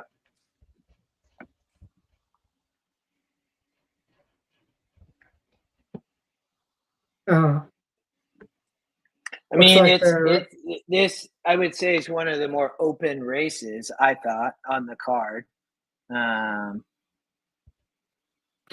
and I pointed this out on the previous show, but this 8-horse and the 2-horse are both Theodora horses. The odds that he doesn't try to the 2 needs a setup. So doesn't he have to send the 8 here? Which one tests positive? Well, it's a Theodora, both. And it doesn't matter because it's Louisiana. It's a non-HESA state. Well, it does matter because they will sanction him there. They tried to make pretty much everything legal. I'll believe.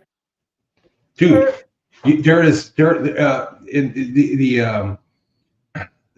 a movement right now for the next Summer Olympics where they're going to have what they call the Enhanced Olympics. Yeah, no, I've heard about that. Which is completely nuts. Take whatever you want. It's going to be like the old Saturday Night Live skit where the guy goes to lift up the barbell and both arms come off. I heard Ben Johnson's coming back for that. I bet.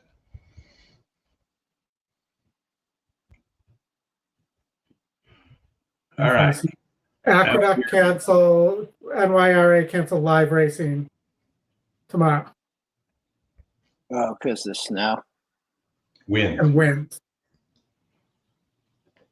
According to Yeah, Wes. that's usually when they cancel, right? Is when the wind. And I wouldn't be shocked if the rain continues and they get enough of it, if they can't run at Oaklawn tomorrow too. Could be.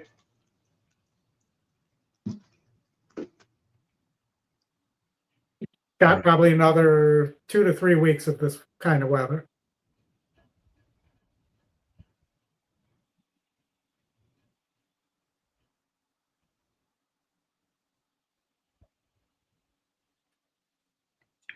We have a 7, cold 10, 11, Tony. Okay. We have a cold front coming in here to Florida on Monday. The high will be 68. Dude, it's like I feel windy really and bad like for you now. 30 here. We have like a storm advisory or something tonight. Again, I can hear the AC is on right now.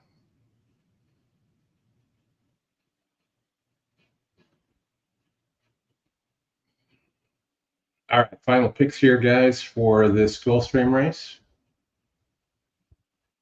I'm with Tony on the 7, 11, and 10. Yeah, I think we all kind of agree that. So that's right.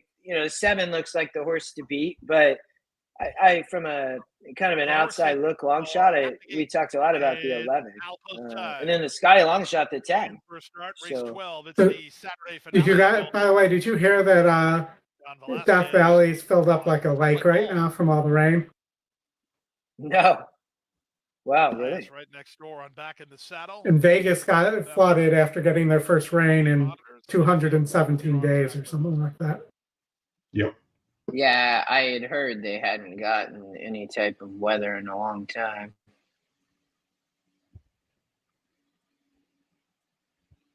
They also had like $30 hotel rooms on Super Bowl day. Waiting for Shogun from the outside. So Warrior. this was the weekend we went last year for Tomorrow, racing forums and my programs daughter's on cheer sale too, now. that they competed there. The gym's there this weekend. Gary And Barber to take the outside. They said it's good. The hotel rooms were considerably cheaper than We last year, also wait for Warrior Wayne. and that's the following Warrior week. still to come up. I know they do have WrestleMania coming up Warrior Wayne in ready. April. Warrior to take the outside. Here we go. In line, ready for a start. And runners away. Good start for Bay of Bengal from the inside, also away Wow, in good the shape. one- Governing Party looks for a home early. Here Back come in all the center, rest of Gray the between speed, though. horses. In tight between is Borrowed Time. He just slammed on the brakes. Papa Golf joins the top flight runners, and Jack's Promise is next. I'd like to ask Dylan what the plan course. is to be Shogun is 7 wide between in the horses. first The turn. early trailer is Copa. Wow. Getting crowded as they Grab a hold of the Hey, horse and you Bay of send. Bengal You around the don't first get turn. caught in Bay between. of Like, Bengal by a length and a quarter. Papa Golf is there second. At the rail, that's Warrior Wayne. He's now racing in third. On the outside, Jack's Promise. Widest of all is Warrior. A handful for Joel Rosario. Governing Parties in the blue colors down at the inside. The gray is back in the saddle. 3 wide and Shogun. Far outside. the two did break Rough really time, well Borrowed and Time. get He's choked finally back waiting by, while 4 deep. by And the other Rosario, is by the way. Copa. They make their way by a half in 48. Well, I think because the Flat out one to shot out of the 48, gate. quarter in 23 and 1. It's Bay of Bengal, who's still there by a length. Papa Golf is there second. From the rail, it's Warrior Wayne, coaxed along by Karamanos to keep his spot. Out wide on the course in Jack's Promise, not as wide as Warrior. Back in the saddle is next. Rosario plots his course of action on Governing Party. He's got some run, but he's got no place to go. They reach the top of the stretch with 3 Joel 111 stuck. and 4, and it's still Jaramillo and 11. Bengal Come on, who have 7 the 11. lead. Papa Golf next. Come on, get this Warrior. one. Governing Party tries to find a seam between horses. Off the turn and the stretch drive. Here Governing comes Party Joel. looking for a rail run here. He's got run at the rail. Governing Party charging hard. Papa Oh, Golf get up. is the leader. Governing Party runs Seven. at him from the inside. Nope. Governing Party gains the upper hand, and Governing Party will win it. For once, that Joel worked for with a Rosario. Very nice ride. Yep. Papa That's a Golf good was run. second. Back in the saddle third. Closer fourth. Either Borrowed Time or Warrior in 141 and 3.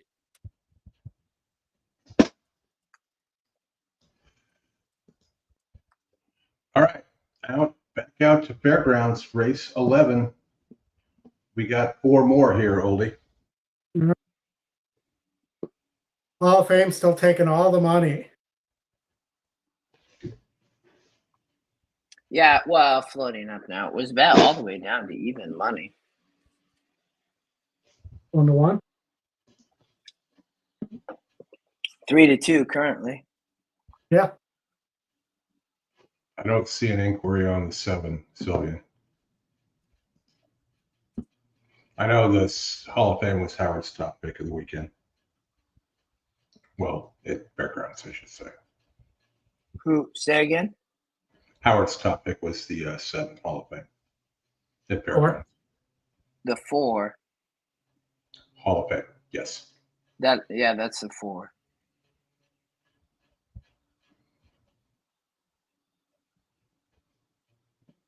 Oli, where'd you land here?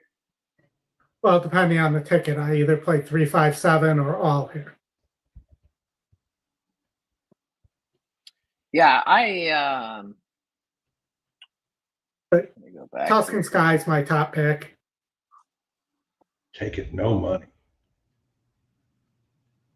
You know, Master top pick too, as well, Oldie, with that 3.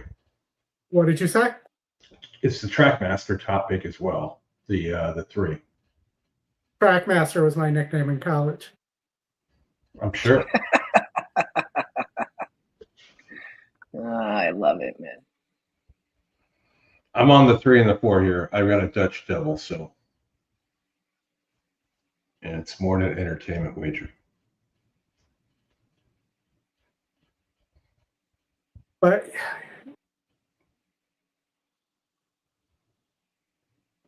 you know, I just feel like of all these horses, the horse that's proven the least is the 4. Who's the favorite right now? No, I didn't use the 4 in my my pick 5. Oldie. It's and now the 5 the favorite, which to be honest make more sense. Catching Freedom the favorite, but the 4 had a lot of talk last year. Hall of Fame did, and then went on the layoff, went on the shelf, came back and ran well. So I gotta play just a cheap pick 4 to save against my pick 5, and I'll single the 4. But I spread in the pick 5. I used in the pick 5, 3, 5, 6, and 7. 3, 5, 6, and 7. Yeah, you like that 6 a lot. I think even the 1 has a look. Yeah, Maycock's Bay would be my long shot for sure. Yeah. What about the Equus? Any strong opinion there in race 12? I believe there I went Asmussen. Yeah, Oldie, you were on the 2. I was on the 1. What say the? I think the 3 got a shot too. That was I was 1, 3, 2, 5, Chris. That's too many. I can't play that. Well, I'm assuming you singled to good cheer in the pick 3. I didn't play a pick 3. Yeah, I read in race 11 here. I read not riding. You're talking about the next race. Yeah, Tony, Money Supply has a shot. I agree. We talked about that earlier.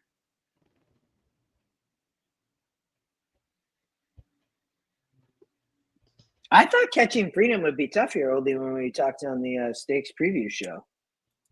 Currently 8-5 favorite. There's a 3-horse objection at Gulfstream for 2nd, 3rd, and 4th. Yeah, I was waiting to see the price on the pick 6 because that 2-horse paid almost 90,000 in the pick 5 in a considerably smaller pool. But I think the 7 definitely cleared some space. He had the elbows out like he was rebounding there.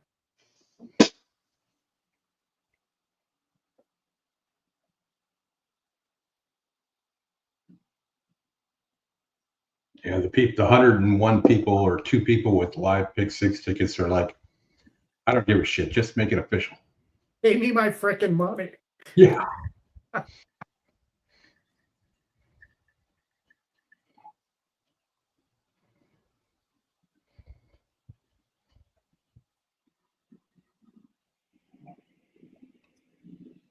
All right. I So do think that the McPeak, the 5-horse, race 12 is a decent long shot. We got 8-5 on the 5, 9-5 on the 4. Say again. Say again. So I think the McPeak in race 12 is a decent long shot, the 5. Yeah, no, I don't disagree. That horse got a look.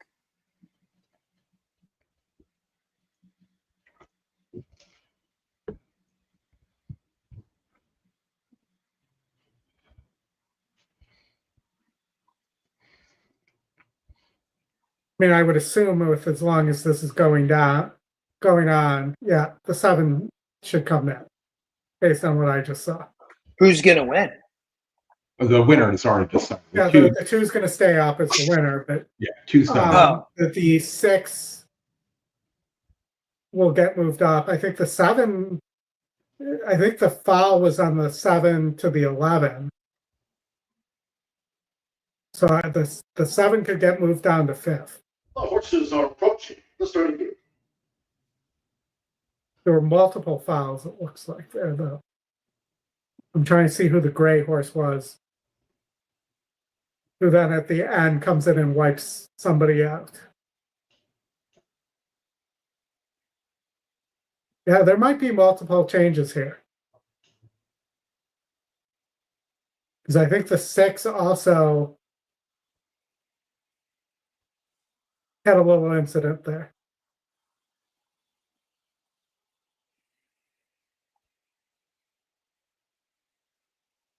The horses have reached the starting gate. It is now post on the Flagstaff Stakes.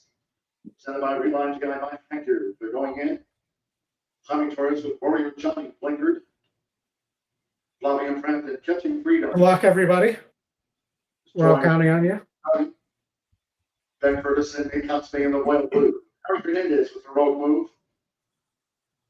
Tyler Gaffney with Back and Down coming up. Keith Jr., Tuscan, Scott. Quebec. Hall of Fame. 8-5 favorite. Jose Ortiz already with a hat trick of wins on the card here at the Fairgrounds. Hall of Fame went in okay, and one more. Chance of a long song. The Japanese bred Komorovino Amoide. 8-5 favorite. Hall of Fame. The mile 16th Renegade.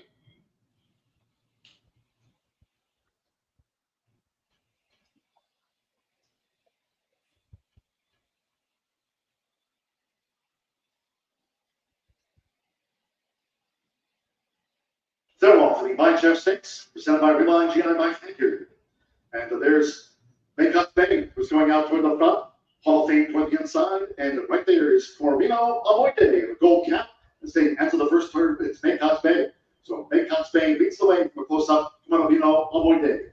Hall of Fame is in closely toward the inside, running in third as these leaders go to the back of this historic New Orleans track. Batten down is up into fourth. We're going to move in fifth. 2024 Louisiana Derby winner, catching freedom every 3 horses. Those black blinkers on. Warrior Johnny is out deep on the track, making his backstretch run, and Tuscan Sky Trails. We're set by Maycott's Bay, 24.46 seconds. Then Curtis and Maycott's Bay in the Godolphin Blue. Maycott's Bay generates the paces of grade 3. Staying closest will be all my day for Chance of Alonso. Jose Ortiz and Hall of Fame continues the track up the inside part of the track. Batten down is running 4 lengths off this leader.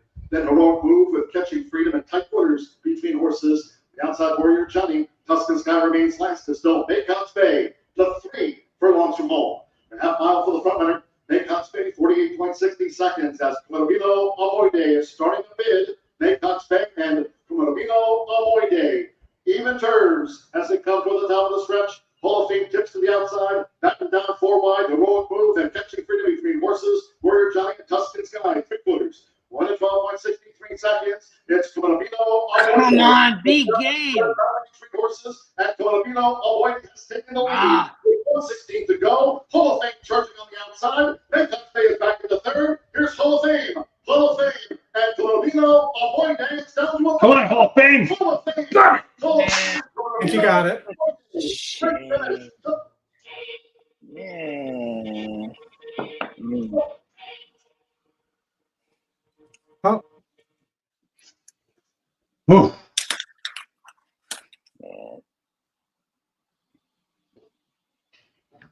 Somehow we lost audio here, but Hall of Fame dug in, got it done. 142.89. It was a battle that came down to a bob in the Mind Chef Stakes. It's gone to 4 Hall of Fame. I think to 5, now nods to not 8, Corvino Amoide. Boom. That much in it. Maycott's Bay, Batten.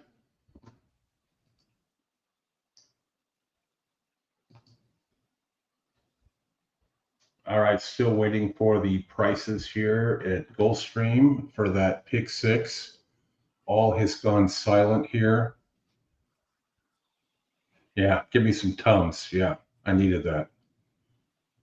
I did have a Matt Miller size wager. Indeed, I did.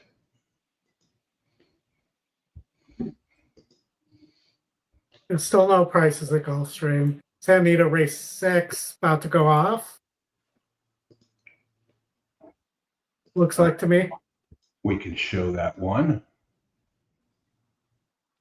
You got Mike Smith on a favorite there. Uh-oh. Renegade. You got this 3 horse that's 15-1, 16-1 at 14%. Craig and his Alertly, Zerat hustled up. Tis now Mama in between those two. Those 3 vie for command. Chasing Serendipity is next. About 5 or 6 Big lengths. 6 paid $164,292.76. Then Elegant Sway, Big Mama Sue, and at the back of the field is Glacier Rim. It will be Tis Now Mama to set the pace at a price, with Zerat 2 lengths back in second. Then comes Dendera racing in third. Down at the rail, Inquiry between the 4 and the 8 at under a tight hold in 4. at Fairgrounds. Serendipity just behind her. I thought I saw something. I just wasn't going to aggravate you by saying something. Coming to the half-mile pole with Tis Now Mama has the 3-length lead. Zerat is racing second, still by herself. A length and a half, Annie's Joy inside of Dendera. That pair followed by Chasing Serendipity with 5 to make up, rounding the turn. Then Elegant Sway, Big Mama Sue. Elegant Sway just steadied sharply. Big Mama Sue just went by her. And another 2 back to Glacier Rim. They have a quarter of a mile to go. Tiz Now Mama still maintaining a 3-length lead at the top of the stretch. Zerat second. Annie's Joy set down 100%. along the inside, takes that second spot, and is coming after Tiz Like Now 3 Mama. times, 4 Tiz Now times. Mama still Yeah, in front. I don't know why and doing this it is well. even And Tiz Now Mama with a being looked 3-length at. lead. Big Mama Sue starts to close stoutly, but she's out of time. Tiz Now Mama all the way. Scores by 3. Big Mama Sue second. Elegant Sway third. Photo fourth between Chasing Serendipity and Annie's Joy. What's an objection? The guy that caused all the problems is objecting. That should be an automatic suspension if you're objecting. You're the one that caused the problem. Yeah, it's like when you want a replay and you need to lose a timeout or something. Well, what happened is the 8 came out to see the 4. And then when he did that, he actually made the first bump, I think. And then the 4 came down like on the 8, like the 4 was bumping into the 8 after that. So it's kind of funny from the 8 doing an objection. It's like, dude, you're the one who brought your horse out to see the other horse, and you ran into the 4 first. So I would be surprised if they change it because of that. The irony is if the 8 just runs straight and doesn't do that, he wins the race.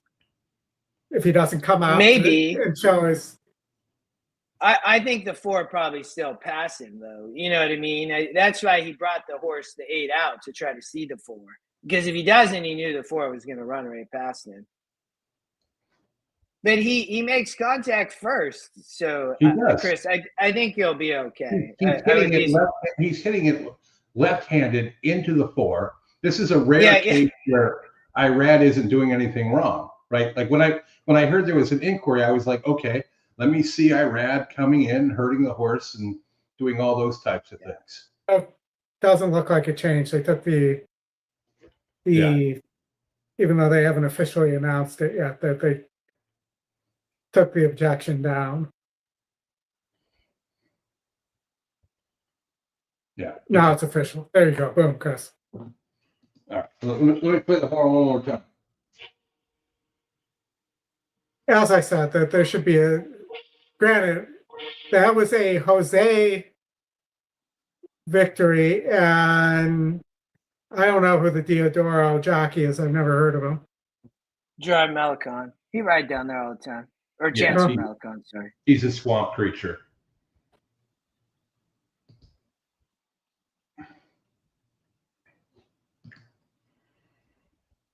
All right, we got some time here. Delta Turfway. Yes. Delta's got a 53% horse sitting at 3 to 5, so I don't think that's much of a play. It may not be much of a play, but it could be something we could watch. I mean, or listen to. But I don't know. Where do you guys want to go? We don't have a whole lot of stuff here. We got 14 minutes to the next hit, Fairgrounds, which probably isn't going to be 14 minutes. It seems like it'll be longer than that, yeah. Mm-hmm. Since they just came out of the inquiry. Yeah. And haven't even posted the minutes to post yet.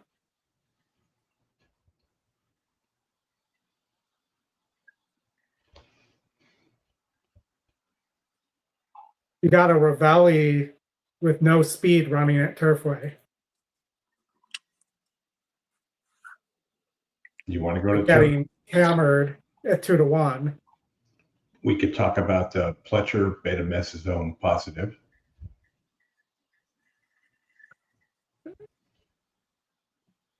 You know, I think we talked about it on the weekend preview show too, though. That, you know, it's the same substance as he got in trouble. You posted that article in Delaware for. Princess of Sylmar, it got dismissed. And then it's the same substance that the Medina Spirit substance. Mm-hmm. Which we knew was the topical. But you notice we haven't heard one word from anybody. Yep. Versus if this was Baffert, that the world would be coming to an end. Mm-hmm. Oh, your buddy Peter Miller did have another overage. No, he's not my buddy. He did, and he's suspended, and he's got his other guy running his horses from here. But all right, Oldie, we got a few minutes. Late pick 4. Tony wants at Santa Anita. Tony, Santa Anita is 22 minutes out. So you want to kill some time at Turfway? Justin, how you feel about Turfway? It's you can go there. I'm actually kind of finishing my notes on the last couple races at Fairgrounds since I realized I didn't get them in. So- Okay. All right, Oldie, there's Turfway. Does Jake have any notes here? No, it does not look like it.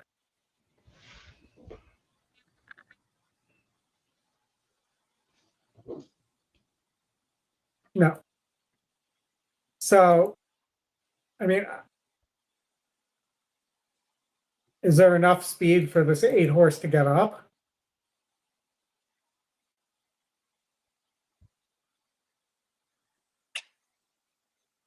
I'm not sure. I mean, these are a lot of horses that don't like winning. So maybe the 2 Kentucky Ghosts, second pick, but at least is in good form and has already won a race at Turfway. This meet might be an option. Yeah, same with maybe the 11. Those are both plausible alternatives to this 8-horse.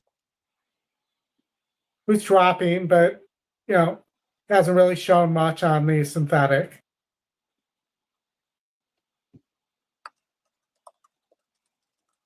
But let's watch the race sim. Maybe the race sim has some information for us.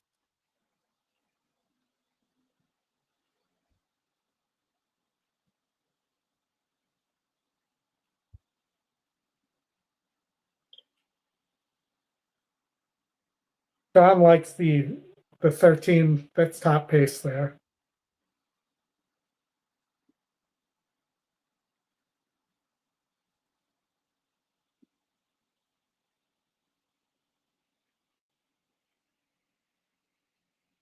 Everybody's got the Julian anchors out there and backing up. I mean, I don't think this 13's impossible here. But, with the other pace in here from an outside post with the 6 to the inside, who's also fast, I think it might be difficult for the 13 to get the lead. Would be my first thought at looking at this. Everything for me at Turfway Park is difficult. Yeah. Did we lose Justin? We did. He's in the background. I'm just I was trying. Sorry, keep going, Oli. I know I'm messing around with. I'm having a tough time with my 5 technology. minutes. Race 2 in 5 minutes. I mean, the 4 doesn't seem to really want synthetic, but that's at this point in the meet. What do you guys That's think? happened a lot of times. We got to have some opinions in the chat here on Turfway. You can't rely with all of us. All right, I'm gonna say a 1 to 11 try.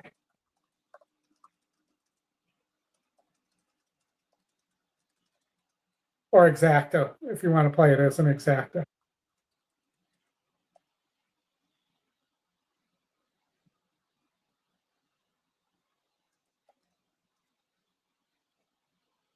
At Turfway. Don't forget to get your futures bets in, because I believe that closes soon? If it hasn't Yeah, already? it does close early, Oldie. You're right about that. So if you want 12-1 on East Avenue, now's the time to get it. Potentially. Wow, David jumped up to 32.50 in that express bet tournament.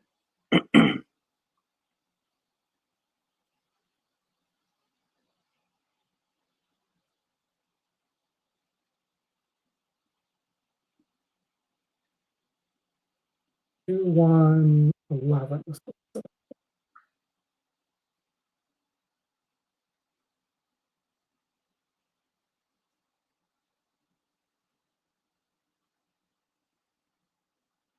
All right. Still a few minutes there at Turfway. Fairgrounds reset to 15. We're still at 15 minutes to post there, so we're still going to have a while.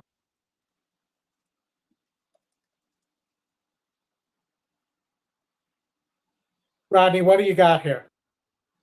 Hot Rod.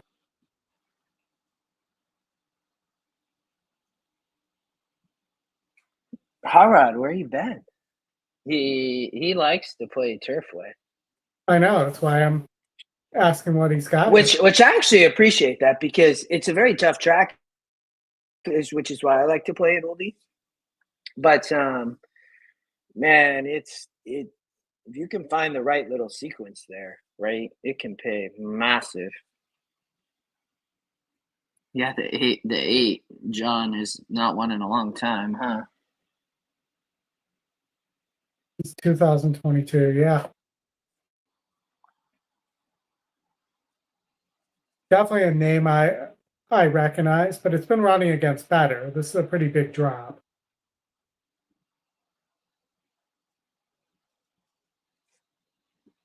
But yeah, so in 2022, it won 2 races on synthetic, including one at Turfway, but was in the Maker and Delgado barns for those.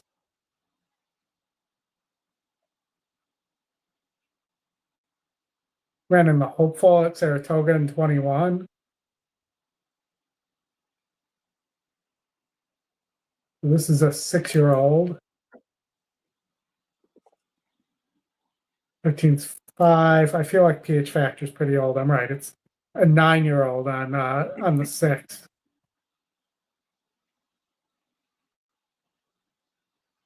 He has several wins on the lead at Turfway.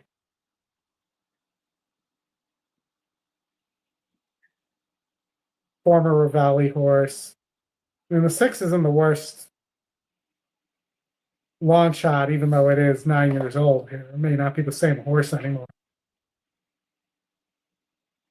Foster's 14% off the claim. Hard to go against Ravelli here, right? I mean, again, this horse hasn't won since 2022.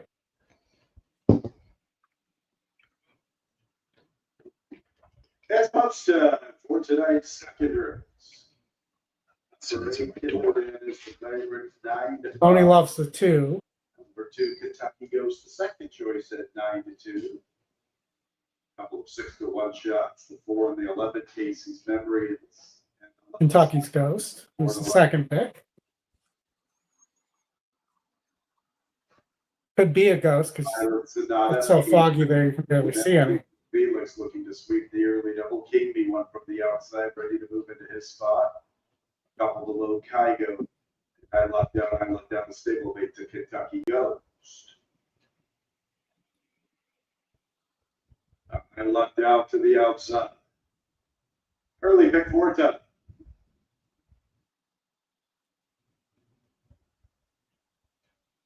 And they're going to go. Slow starts Casey's Memory and leave it to Kid. PH Factor is showing plenty of zip. I lucked out, wants to go from the top shelf. Kingme also forwardly positioned. He's in the 3rd spot. Kentucky Ghost races with Kygo, and Kid Dodan runs with them in the clear. 3 lengths in front of Communication Memo. Lengthen out to Casey's Memory with Silent Sonata. Leave it to Kids at that back marker. Pace on up front. Pace is on. And I lucked out. Kingme gets a nice trip from 3rd, 3 lengths off the leaders, and he's well clear of the next group, which which includes Kinto Dan 3D. From the rail, Kentucky goes. After that, Kygo. 3 to Communication Memo with Silent Sonata than Casey's Memory. Leave it to Kitten. It's still at the back. BH Factor trying to shake clear for My Luck Down. Katie's been getting a nice trip from third. Closing in as Kentucky Ghost. He's making his move. Kinto Dan is also trying to close. And here comes Silent Sonata. Some pace on to run after. So some closers are making up ground. Closers include Kentucky Ghost, Kinto Dan, and Silent Sonata. BH Factors put away. I lucked out. Keep me couldn't take advantage of a good setup. Here comes Kentucky Ghost and Kinto Dan.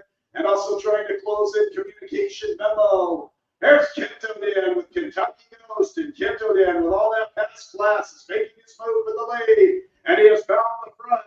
Kinto Dan has the lead, chased home by Communication Memo. Leave it to Kitten, who's making up ground rapidly to the outside. But it's for a minor placing. It's Kinto Dan and Kentucky Ghost. And it's Kinto Dan in deep stretch. From Kentucky Ghost, Communication Memo third. Fourth and fifth gets tight between the pace-making PH Factor and the late-running Leave It to Kitten.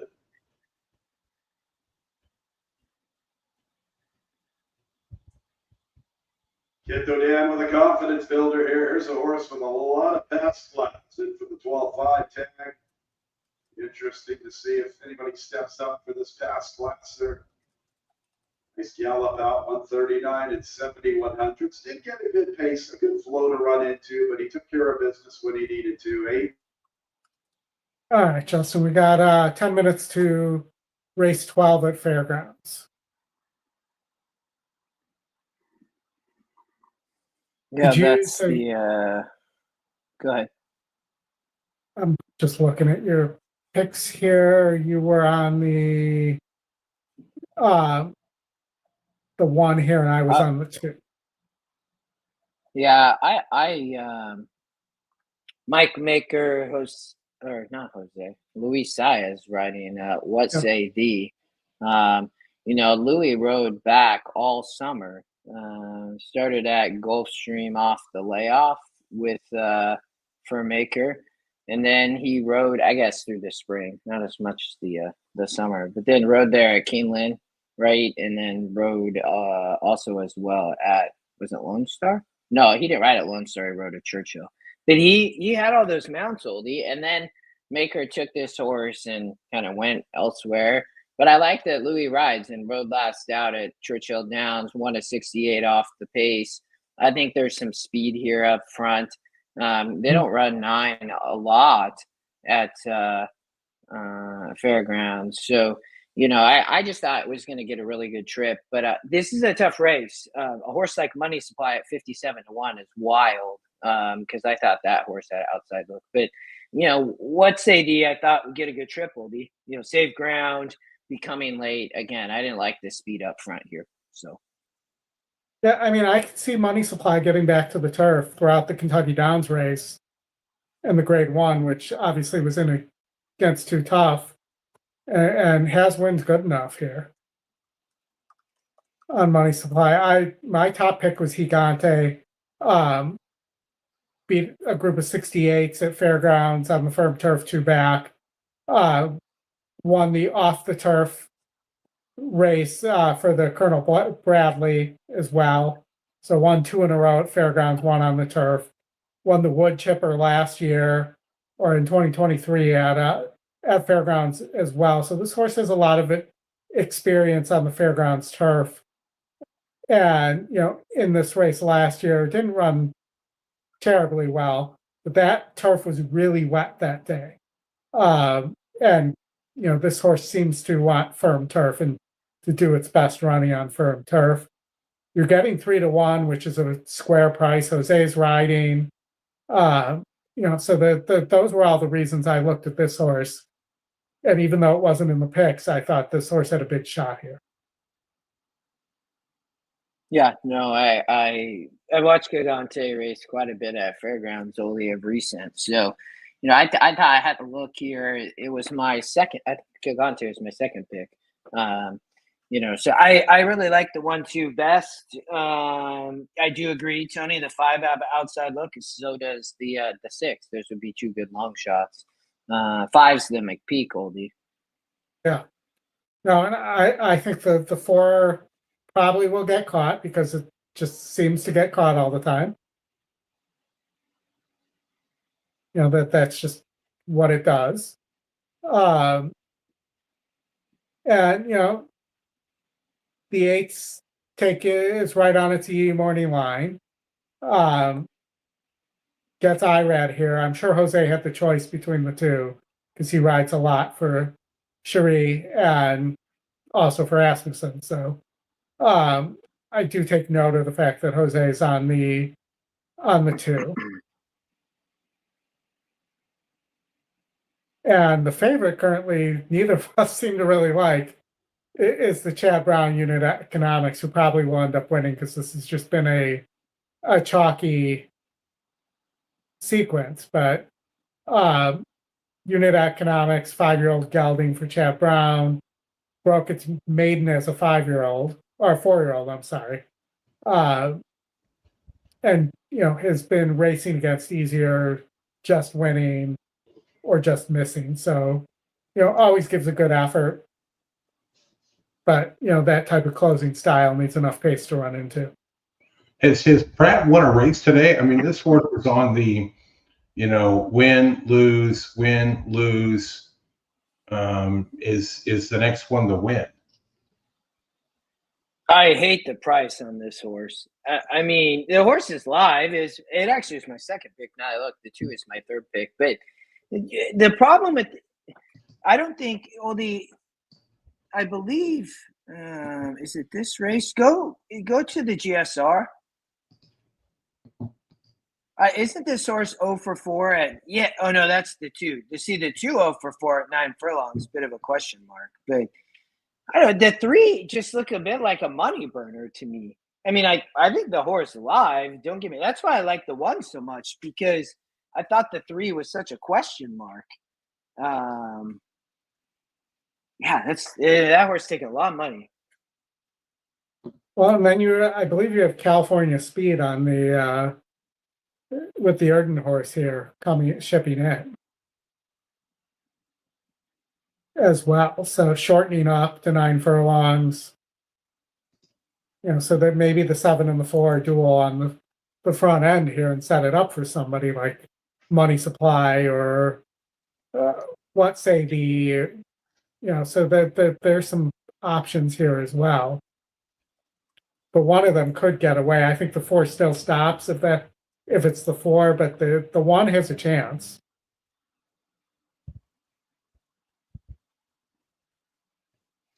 I'm sticking with the 1. So Chantel got a 6-day suspension for that incident in Dubai 2 days ago. I don't know if you guys saw it, but she I saw. I didn't know she was even still riding.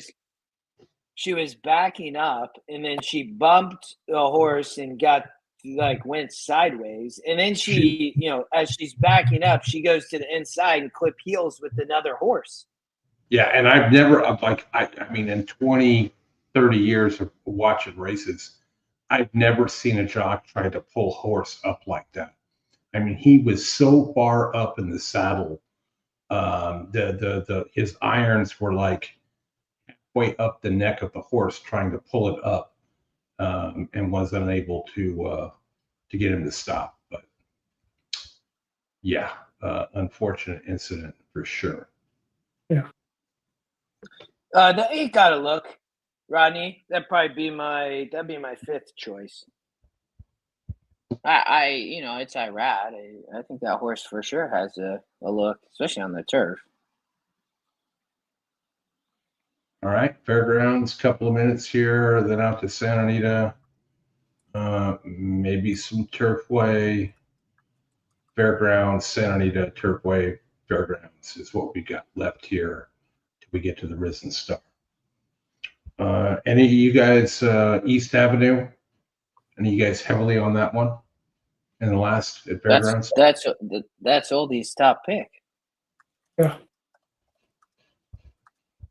I just don't think there's much in this race. There's a lot of horses. That doesn't mean there's much in the race. I know Bobby, the the whip over the pole guy. Yeah. Who's also Yeah. in our chat. He loves East Avenue. He thinks East Avenue is the Derby winner. I forgot Bobby was in our chat. I'm glad that you mentioned that again. A lot of people liked East Avenue though from those recent efforts. Well, in the Twin Spires contest for the Kentucky Derby betting challenge sheet, they are awarding 4 seats, and 5th place gets $2,500. The leader right now is at 5,126, and 4th place is at 1,492. So you don't need to win to get in. Brad Anderson still with some bullets at 599.50. Mike Saletta at 586.50. It should be quite a finish here. Matt Gum, 266. Going into the last 3 races here. So we should see the leaderboard tighten up. The NHC contest at ExpressBet, the last time this leaderboard is updated was at 6:22 Eastern time. David Harrison in the lead with 32.50. And obviously David doesn't need a seat. I think this might be a last chance, first chance. So if he does win, he would be in for a seat next year. I don't know if he has. I don't know if David has 2 seats actually. He's double qualified. I believe he is double qualified. Oh, okay. I see Justin. Remember, he won his first $300 by winning the Sunday contest. Yeah, year. Chris, I haven't. I'm just gonna play one play. That's gonna be that tournament. That's all that's happening. All right. I probably shouldn't have probably entered it, but I did because they're great opportunities. So it's awarding 4 seats to the Ultimate Betting Challenge and NHC. I think maybe only I don't know how it really works. I didn't read all the rules, but there are 4 seats. So my guessing it's going to end up be around $5,000, $4,000. So Justin, there was in our stakes race at Sunland for the quarter horses. What happened? Oh, did it? Yeah, hold on. My screen just messed up. Hold on. So I'll go back here. I just remembered about that because I saw something in the chat. The 2 horse won at 18-1. Yeah, I can't remember who I was. I can't remember who I was on. I forgot about that race. How many positive? I was on. I was on the 10. What did the 10 run? Oh, the 10 ran second, Oldie. Second, yep. Look at that morning line. 15-1. Wow. So many positive tests at Sunland and Hey, Chris, do you have sound for Fairgrounds? Yeah. And the Fairgrounds Stakes, presented by Horse Racing Nation. Nice lineup. I'd rather be blessed strides away. Here's Dean Martini with an early move. Gigante takes that. With to the inside, What Say Thee? And Higginsboat is fighting for the early lead now with Dean Martini. So it's Higginsboat for Deck. Higginsboat takes the top as they make the way toward the first third from Dean Martini tracking with to the inside. I'd rather be blessed than taking Candy running in 4th. Then Rapahol Verde is in 5th. Then to the inside is What Say Thee has the gold dots on the black sleeves, sitting ground in 6th. With Posier Dean's Gigante, black with the road chevrons, back in 7th. Unit Economics settles to the inside. Money Supply Traders. First 2 of 9 furlongs for Higginsboat. Dictates them at 10-1 and 23.63 seconds. So it's Higginsboat. Dean Martini right there with the leader. Higginsboat and Dean Martini alongside now for Tyler Danfleone. With a run past the half-mile goal, I've got to be blessed in the green cap is just held up in that spot. But not Verde running a close 4th. And taking Candy, making headway between the horses. Taking Candy's only 3 from these leaders. What Say Thee's been saving ground. Gigante is racing 7 from the lead as they enter the far turn. Unit Economics and Money Supply. Half mile in 49.62 seconds. Higgins both, and now the move on the outside by I'd Rather Be Blessed. So I'd Rather Be Blessed looking to quicken up Higgins both, and these two come for home past the quarter pole. Taking Candy straight away in third. B. Martini will have the home. Verdi on the far outside. Unit Economics is gaining toward the inside. What's saving with Money Supply? Martini dropped away. It's Higgins boat. And Higgins boat with determination. One for long to go. Here comes Taking Candy right there at Bradley Plus. Unit Economics with the rail. What's saving looks to join at the finish. It's Taking Candy for Iraberty Jr. Taking Candy takes the Fairground Stakes from Higgins boat. Not a big surprise. That horse bit. And then Bradley Plus and Unit Economics. Wow. Your all one right. ran well, though. For Sherry. Yeah, Cherie, man. Cherie DeVoe, hot rod. Hot rod, you ran a Cherie DeVoe horse there. Belbiv She, and Sherry DeVoe. She's having an amazing day. Is that win 3 or win 4? I don't know, but yeah, she's having a big day. 3-1 though. I'll take that. As I said, Belbiv and Sherry DeVoe. Belbiv and Sherry DeVoe. Very nice, oldie. Well done. Thank As you. we get out to Santa Anita for the Palos Verdes. It's the saying would go, Chris, and now you know. Mm-hmm. And looks like they are off. What were we on here, Justin? Well, they're off. Yeah, Anarchist the horse moves through scratched. the rail to take third as they move toward the 3/8 pole. Roll on, Big Joe is the leader, a half length in front. Now You it's were a on the length one. for All I'm on the Mankind, two. who's hard ridden, trying to keep pace. The one second. scratch. Another 3 to a lineup of 3. Banyek is trying to get a little piece of it on The the 3 outside. probably gone. Green horses, Bartoldi and Anarchist. They pass the quarter pole and turn for home. Roll on, Big Joe. Spurts clear to lead Yeah, it by 3. 3 Make gone. it 4 at the 8th pole. For All Mankind is in second. Banyek on the outside third. They're coming to the 16th pole. And Roll on, Big Joe will dominate the Palos Verdes. Roll on, Big Joe. Yeah, cruises Big home, City Lights wins by was going to almost 5 smoke them lengths. all. For But All Big City Mankind, Lights second in scratched. front of Bartoldi. We and still Banyek. disagree on that, but those two horses would have cooked the The pace. 3 just won. Right, but the two of them would have cooked the pace together. That was my whole theory of the race. Belbiv DeVoe. Again. That was another Belbiv DeVoe. Huh? The 3. Saturday. Oh, that was a Big Joe. Yeah, Roll on, Big Joe, Belbiv DeVoe. Kind of the same name. I mean, come Isn't with Big Joe a different rapper though? maybe. Actually, that's Fat Joe. I'm sorry. All right, let me get you out to Turfway. We got 10 minutes to Turfway. Do we want to go to Delta first? If you want to go to Delta, sir, I will let you go to Delta. You got a 68% horse who's over 3 lifetime at the distance. And the girl from the Bayou, who I'm sure was born on the Bayou.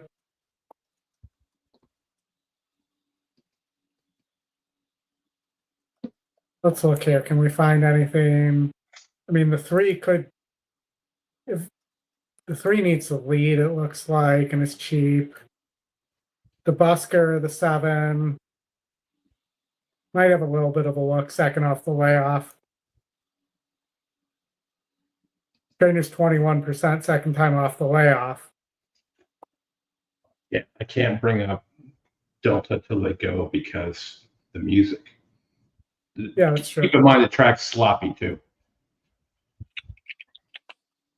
It says wet fast, but it's saying sloppy on the thing. It looks wet fast. Okay. I'm not sure what wet fast looks like, but I'll take your word on that. It doesn't look sloppy. It looks wet fast where it's just there's some moisture, but it's not going to be like puddles and things Okay. like that. So not what you typically see at parks. I don't know. I don't watch parks, so I couldn't tell you. I know you're a Parks junkie. You just don't bet it. You watch it. No, I don't even watch it. Let's put it this way. It's the one I watch occasionally would be Mahoning, just to see how crappy that track is. All right, let's watch the race sim then.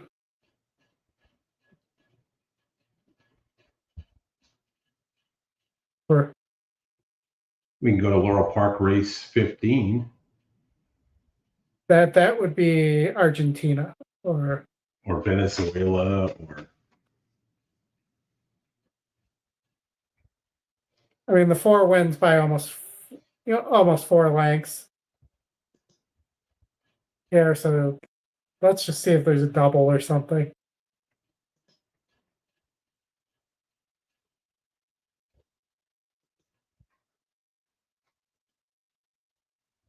Let's see what happens with the race sim on this race.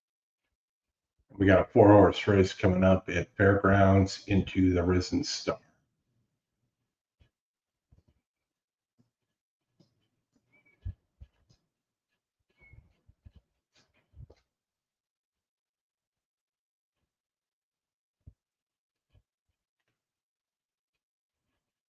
You could get a pace duel here between the 6 and the 8 in the next race.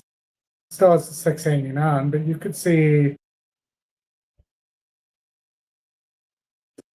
this horse rate at all, not really. I mean, not really worth placing a bet on. Even a double, I don't really have a strong opinion in the next.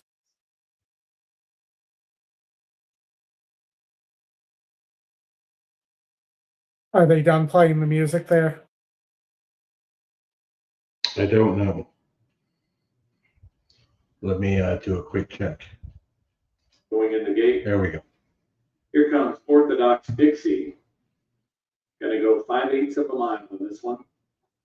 Next will be Daystorm and Dio Pickle. Pickle.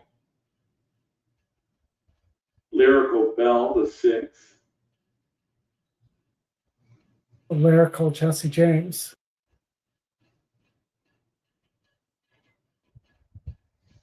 Lyrical Bell now going in. Been a while since we covered a Delta race, Aldi. I know. I don't think I've covered a Delta race since I was still doing the Thursday night coaching class.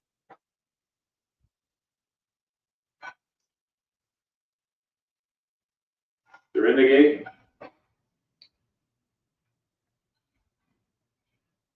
I don't see how you think this looks that fast. There's puddles everywhere. Dixie threw ahead at the start. Coming away fast on the outside to Busker, moving up there with Girlfriend to Bayou to take over the lead as they leave the chute. Dio Pickle is moving up Bayou. down on the inside, and then comes Daystorm rushing up on the outside. Orthodox Dixie after the unorthodox start she had. From there, it's Lassie BU's second last, and Daystorm is the trailer. They race to the far turn. It's the favorite Girl from the Bayou, leading by 1 length, 1/4 mile in 22.93. DeBusker moves up to the attack just to the outside off the rail, coming right after the leader. Lyrical Bell races in third, 3 wide, 4 wide is Orthodox Dixie being urged on. Right down on the inside, Dio Pickle is saving all the ground, just needs some racing room. Back from there, it's Lassie B. They reach the short stretch of Delta down to Busker. Well, let's be here. Is taking command. Girl from the Bayou is back to second. From there, it's Lyrical Bell, being followed by a rallying Daystorm at the rail and Lassie B on the outside, but DeBusker wins it. Up for a second here with Lyrical Bell over. Wow. Second pick. Yeah. Beat the 2 to 5 shot. Not too shabby. All right, so you got 4 minutes to Turfway and then a number of minutes to Fairgrounds. Yeah, so Turfway, the top pick here is Into the Disco for Riley and his mott. Had a couple shots on synthetic at Presco Downs, and didn't press go that well. Hmm. You know, the horse's wins have come pretty close to the lead. Too, and you have this 4 corkage fee. Got a couple of shots here, hasn't gotten lead, but you know, might in this small field have a chance to go gate to wire. So there's just no other real pace here.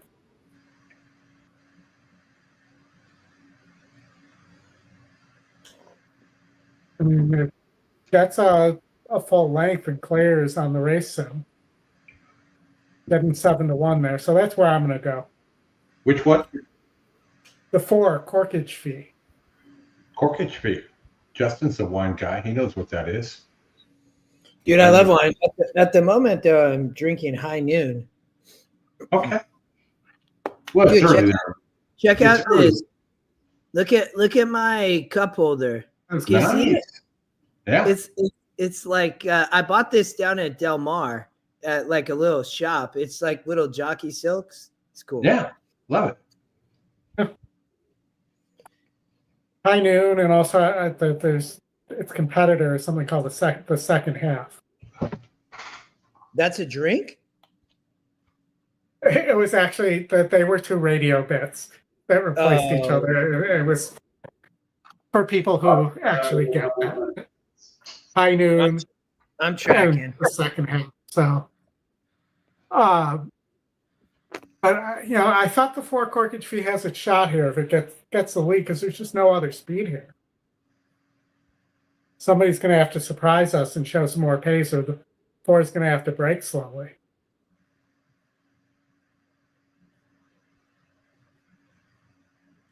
I'm leaving. Turf Teddy says go with Turf- the algos 273. Who said that? Turf Teddy in the chat. Turf Teddy. Thanks for being here. Ross, you too. I always like when people chat, Oldie, and jump in the chat, everybody. It's good. Yeah, I Been don't here, really like talking to myself all that much. Yeah, no, it's good. You always hold it. Like it's gonna find out. Been a long time. Well, we're glad you're back. It's a good day.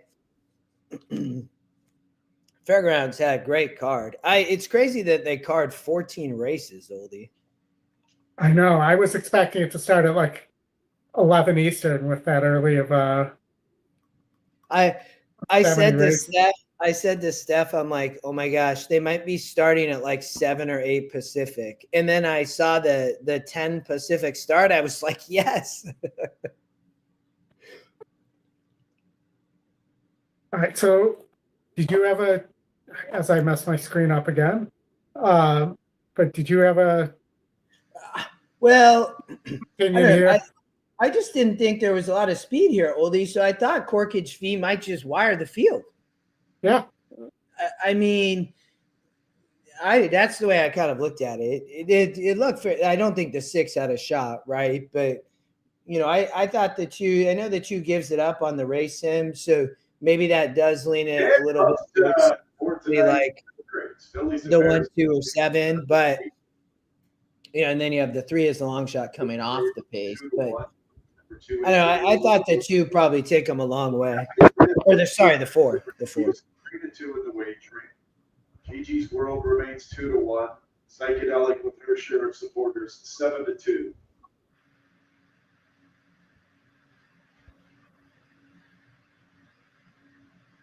All right. They're going in the gate. Snowing. It's snowing again outside. I feel like we've been having snow for like 2 weeks. Gigi's at 9-5. 6 fillies and mares. They're at the post. Yeah. The It's been, 2, we've had some 4 miserable weather double. for sure. And there we go. Water.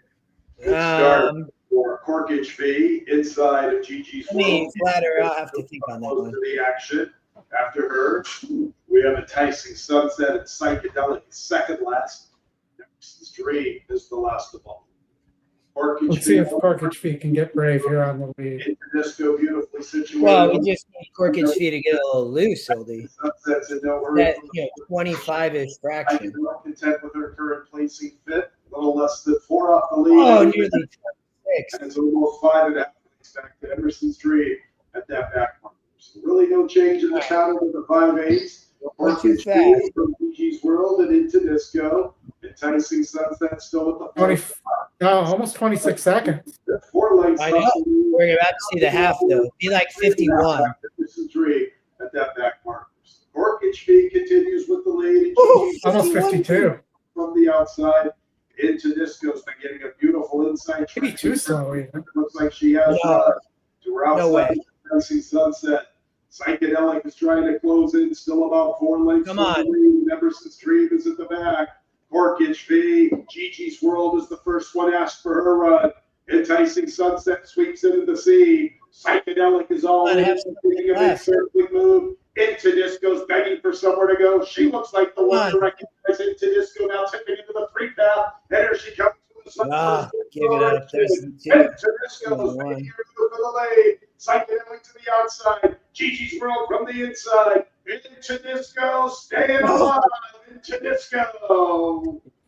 Good race. 7-1. Psychedelic.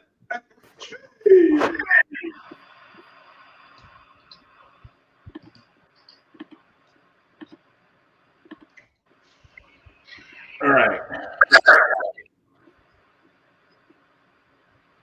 Out to campground. 9 minutes to post. Unless you want to go to Charleston. No, I can pass on Chalky Town right now. Chucky Town, that's not a good race at all. But you have the Rachel Alexandra here at the fairgrounds, 9 minutes to go. We're about 30 minutes away from the end of the show and the Risen Star, which should be a good race to watch. 14 minutes to the 8th at Santa Anita. Well, I will tell you, any horse other than the 4 or the 9 in the next in a double pays actually pretty well coming from the 2. What's the 13, Oldie? So the 213's paying 59 to 1. Okay, thanks. Like I said, so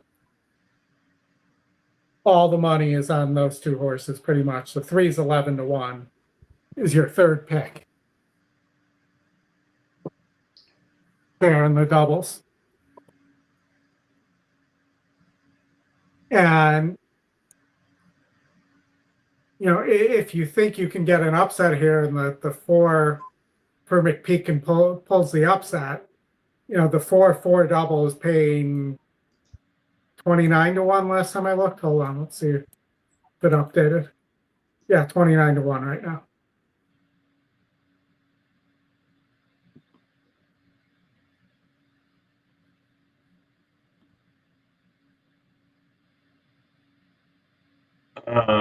In the Twin Spires contest, you got the winner here at 54.32 at first, 4th at 22.12.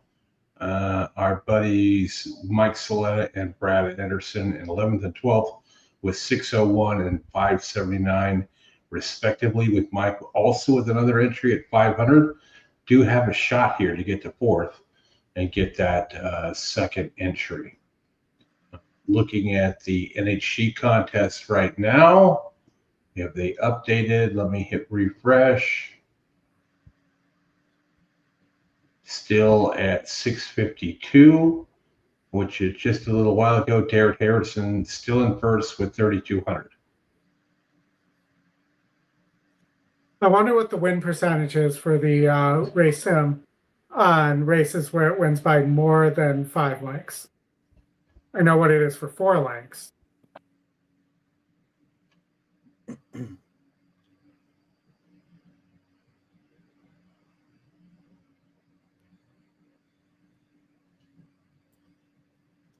One to 9 on a good share.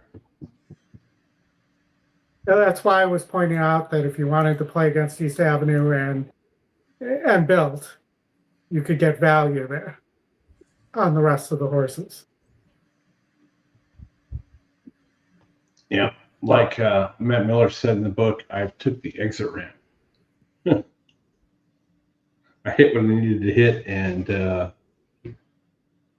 I'm now focusing on the USA Canada Four Nations game at 8 p.m. Eastern time.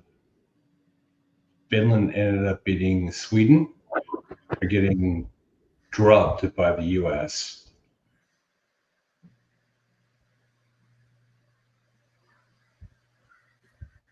But I'm thinking if the USA wins that race, that game, the game's going to have to go over.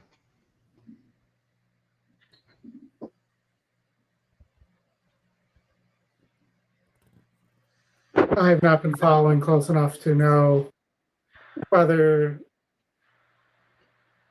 what the defense looks like for either team.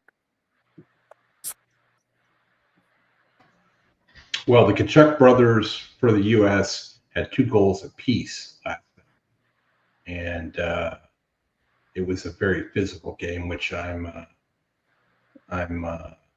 sure will be going up. This has been built up to the best hockey game in terms of USA versus Canada in the last 25 years.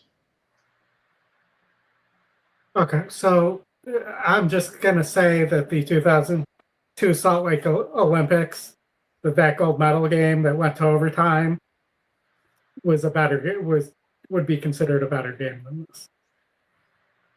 You would be in the minority. Well, people who know hockey would agree with me. They do not.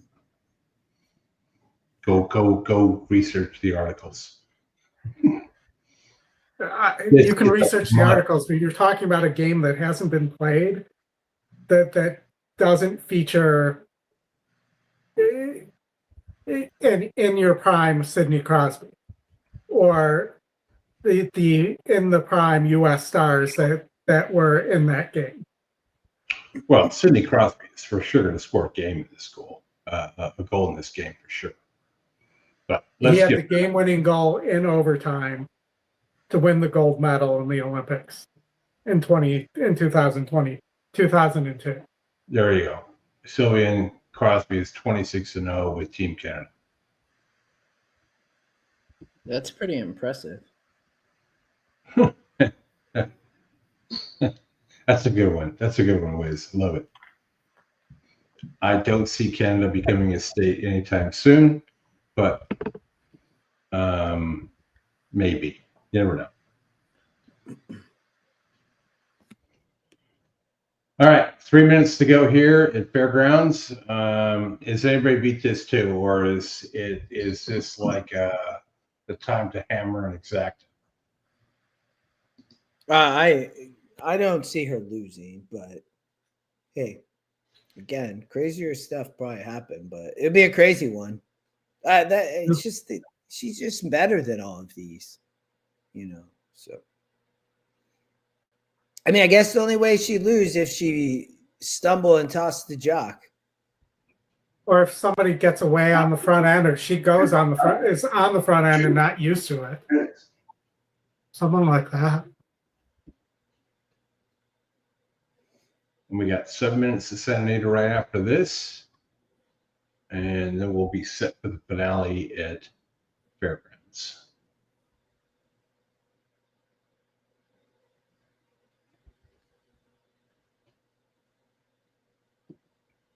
So,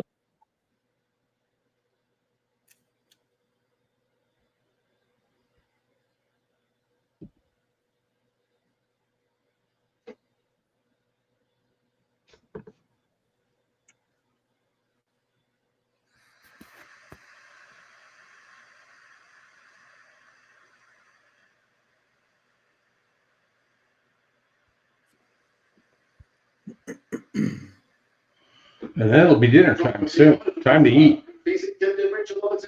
that's probably not gonna I've not top turf Teddy. I've not seen a win percent. I don't think that high before. I think that's the highest I've ever seen.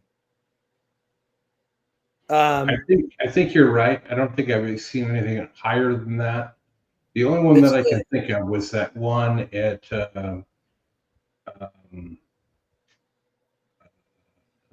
not Sam Houston. What was the other place? Lone Star. That one that was the maiden special weight that was off. It was off track. And the Scotty long shot, it was right around that win percentage and like 20-1. I singled that horse in the pick 4 and took down the pick 4, the entire pool, like, I don't know, 3.5, 4 years ago. It was a crazy number. The GSR was like 99. It was just sick.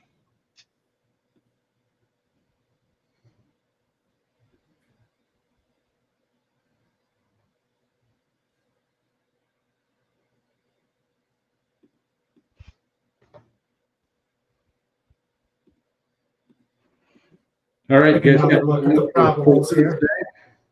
3-day weekend.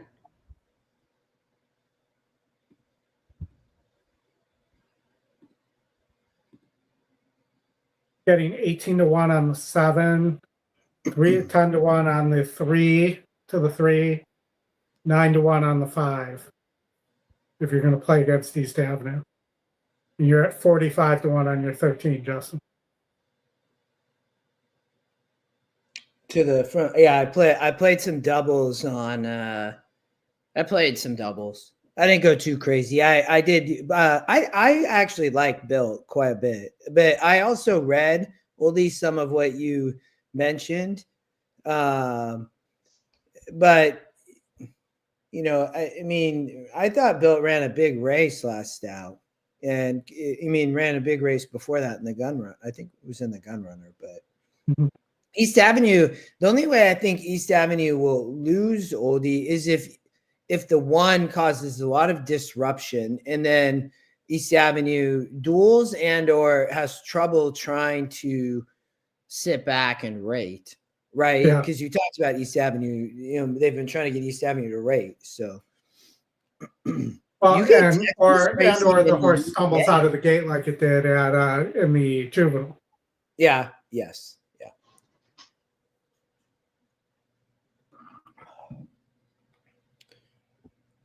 What a day though. They've had it. I think it's been fun to cover Fairgrounds though, but they've had just its card has been great, Oldie. Horses are approaching the starting gate. I like how they did all the maiden special weights early. I thought that was kind of cool. You know, they mixed those in with, you know, some other nice races. There were some nice races. They were really competitive. They had some local horsemen. They had people shipping in. Cherie DeVoe had a great day. I mean, my goodness. So, got one more big day of Fairgrounds too coming up. We got the Louisiana Derby. Yeah. I mean, I think that between today and that day is probably the biggest. But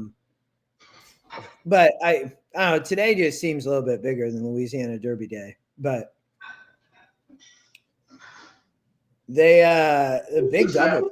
Wow. 145,000 double. Alexandra Stakes. All right, I'm into the 4-9-13 in the double. You're into the 4. No, I didn't play that double. That's too. I actually covered my single a little bit with the 3 and the 7 in the next. With less the broken. Just a small field here. I think she can be tough. 1-33. Wow. Big light goals to light. And Ryan Hernandez obviously got the message that they had to go to the lead there. Second on the outside as they enter the first turn. Good cheer and bless the that should have been the plan for the light is maybe early lead. that go to the back of the track. Actually, after the Aladdin in pursuit. Wentworth Packham, the J.G. Wentworth horse scratched out, that was going to be the speed. Max Concepcion, plus the broken is outside of Good Cheer, making this back stretch run. It's Goals Delight, takes them to an opening quarter in 24.30 seconds. Goals Delight. Leader on the half-mile hole, Goals Delight nicely by a length and a half to Aladdin, who stays focused in on the front runner with Good Cheer, making her bid through the inside parts of the track, and on the outside, Bless the Broken. Goals Delight, Aladdin, Good Cheer, and Bless the Broken. The 3-year-old Phillies quartet going past the half-mile hole here at the Fairgrounds. It's Goals Delight, Aladdin, Good Cheer, Bless the Broken. The order remains unchanged after a half mile in 48.35 seconds with Brian Hernandez Jr. Goals Delight remains the target for Aladdin and Bless the Broken. Coming up 3 wide, and Good Cheer toward the inside. There's 2 lengths off of Goals Delight as they come to the top of the stretch. Goals Delight, Aladdin, Bless the Broken, Good Cheer, the Royal Blue. 3/4 for Goals Delight. 1:13 by 19 seconds. Good Cheer is now coming after Goals Delight. 1 furlong to go. And here's Good Cheer. Man. Good Cheer who's taking the lead. Not even a question. You can win by 10? And Good Cheer is sailing clear. Yes. And had nowhere to go, was trapped in there for a while. Probably could have won by a lot more. Well, first race back, right? So, I mean, I won for 28. yeah, right? Yeah. Anita, race 8.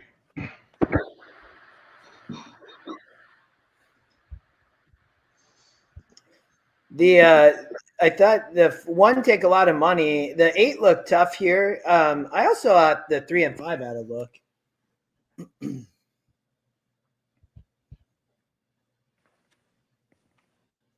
Rula going in.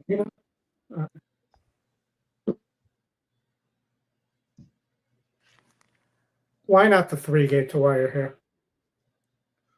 The Alabama top turf. Yeah. The 3, the 3 might do it. 3 have blinkers too, Oldie. So the 3, no joke, could wire this field. I'm with you. In the gate.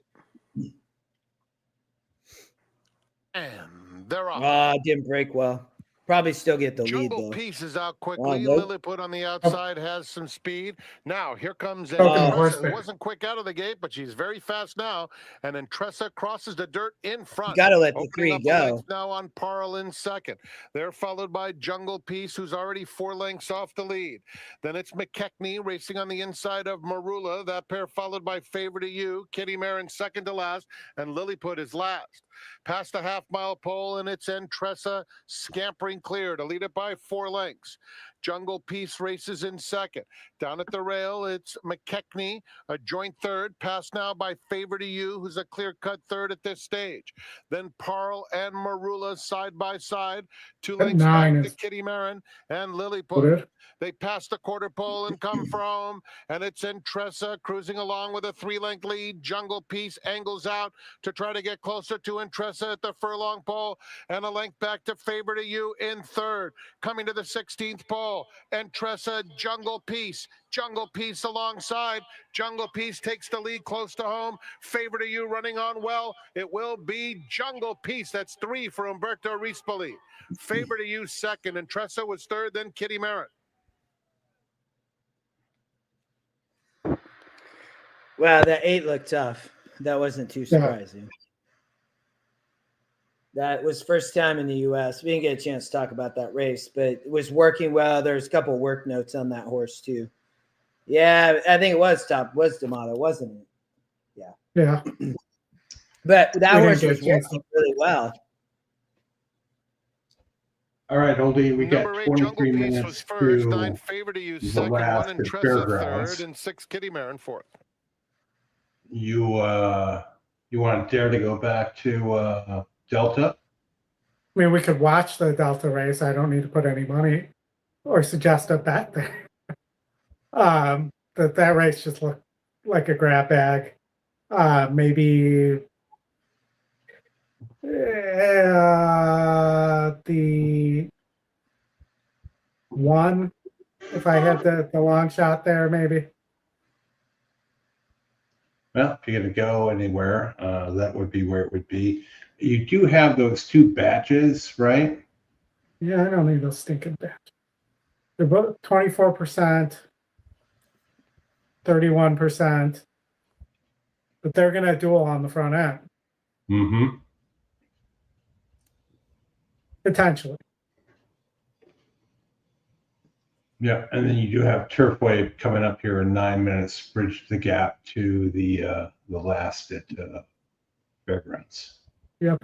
You got guys in fire suits here, hazmat suits.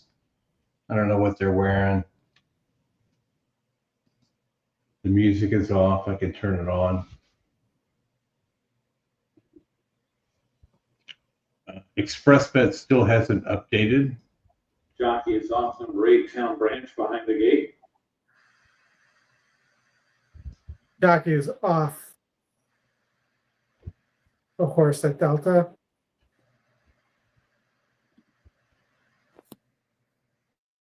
Really, Twirling Toilet, the 6 at Turfway, it doesn't look impossible there. Looks So like you have a 1-to-1 favorite for Belbiv DeVoe.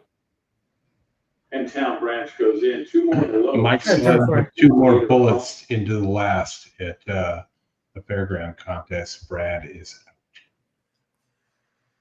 Did you hear me, though, that the Belbiv DeVoe's got a horse at Turfway that's the favorite in this race? Oh, nice. Belbiv Cherie. Town Branch acting up, getting reset. And Town Branch acting up again. Jockey's off.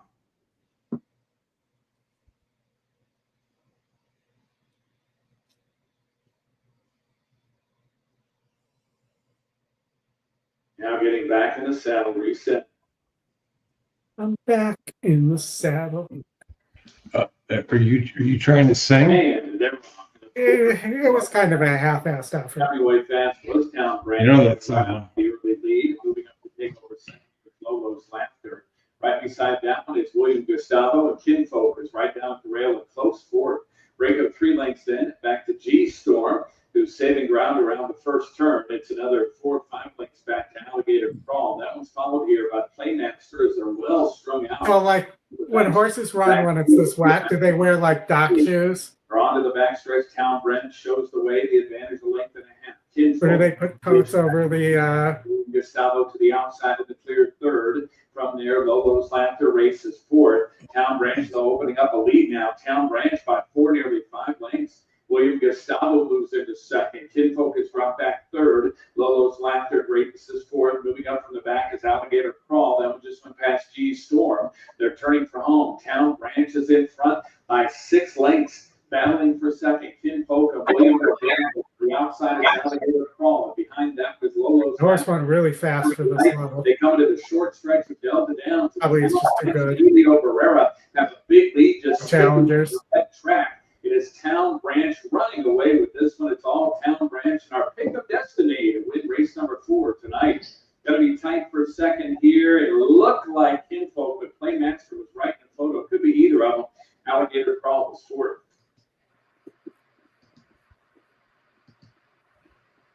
All right, Oldie. Watch the race. Dartway Park. Yep.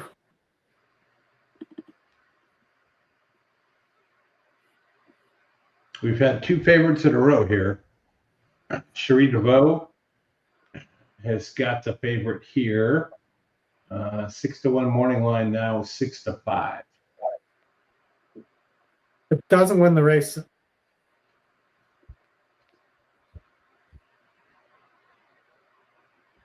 The 10 Copper Missile wins the race. Currently sitting at 5-1.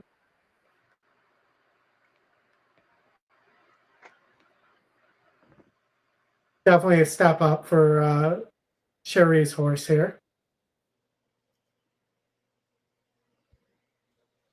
You got a Maker horse. I think the Maker horse might have a little more speed than the pace number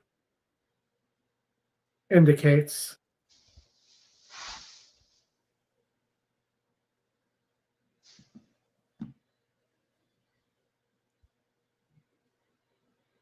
We have a note from Jake here. Those are always good. He find bombers. Oh, there! I thought this horse might run. He liked this horse. Yep. Thinks it has It's a good taking chance money, tonight.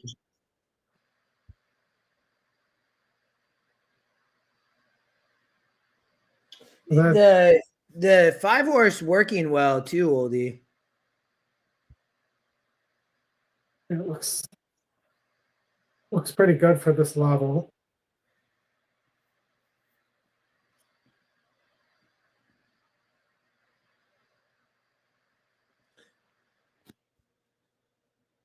And that 7 was, who's currently 8-5, was 6-1 on the morning line and 6-1 on the E morning line.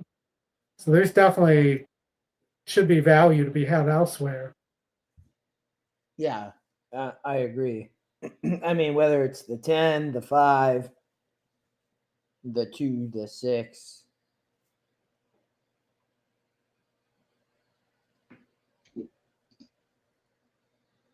East Avenue currently 4-5. Really? Taking all the money. I think that was to be expected, though, right? Yeah, I think so. 3 minutes. Bill, Especially the after second Jonathan's favorite. way scratched. Yeah, built the second favorite. God, I love the 47-1 on the 13. God, love that.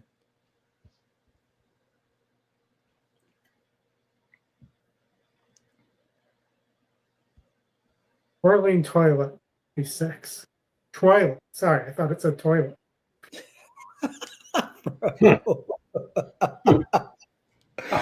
Oh, good luck still, man. My pick 5 lost because I didn't use Hall of Fame, but I singled Hall of Fame, Chris, and a pick 4 saver. So I have a pick 4. I played it for really cheap here. I have a few. I'm alive for $1 to East Avenue here. I had 3, 4, 9, 13.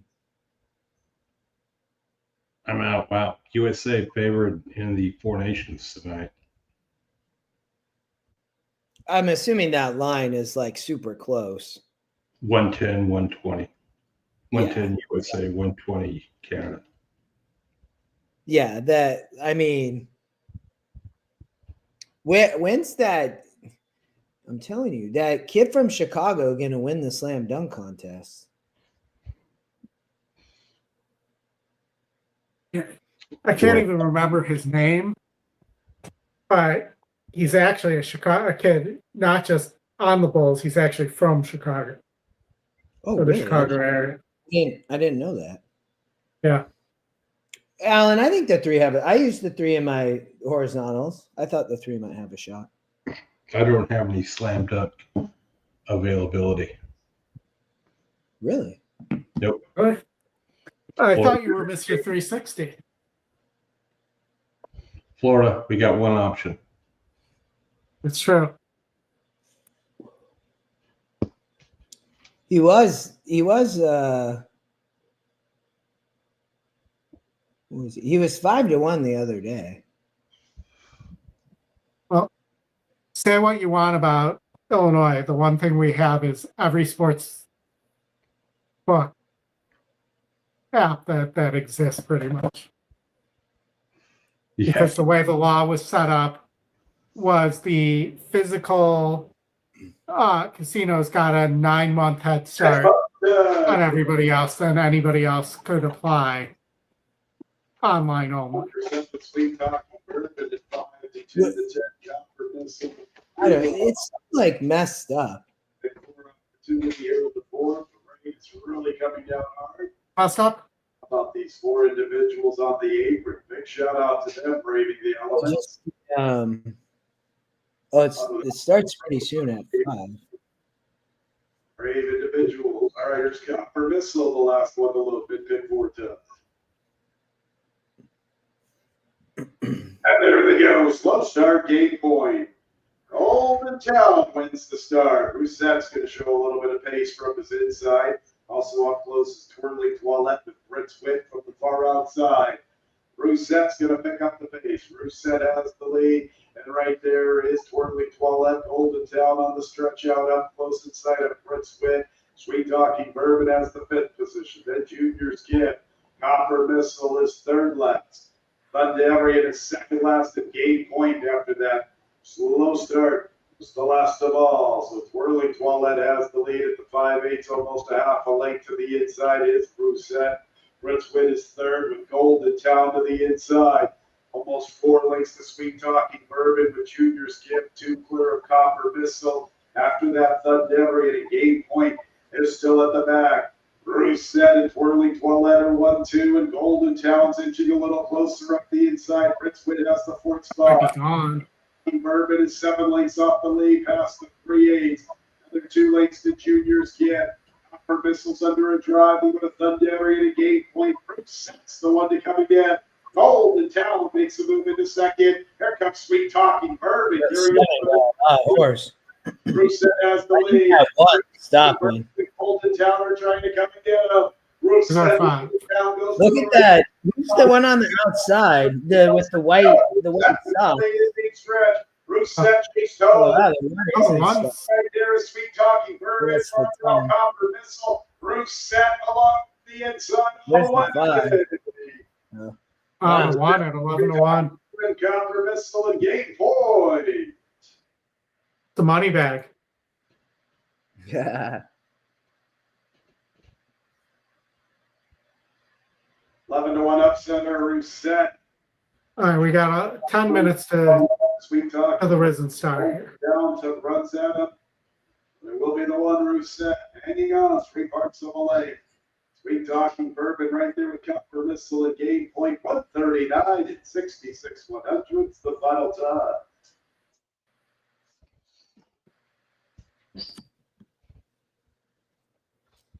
All right, let's go full screen, watch everybody in the race sim here.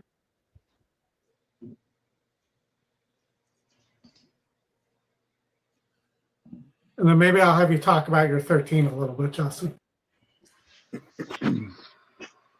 I mean, you can see the horse has speed, Oldie, which I like because from that post, it's brutal. So it's just a weak group inside on a lot of those horses. So I think as long as it can break, but I mean, you can see there the race doesn't really change the whole race, Oldie. I mean, you do have some closers that maybe come here, but East Avenue just kind of leads them the whole way, and it kind of comes 4-9, 8-3, 13. And like I just thought most of those others didn't have a shot. A lot of people like the 8, Sylvian. I thought it was Scotty Longshot too. I've heard a lot of talk about the 8. The horse is working well, which is why I think is getting a lot of look. Looks fit, looks really professional. I think is why Oldie, because when you look at it, it's very questionable, right? But to me, it screams turf all day. And this was just probably a Hail Mary for the owners. You're dropping 12 points in GSR here. Coming on the dirt. See what you have on the dam side. Your dam is synthetic and turf. Had 1 dirt race.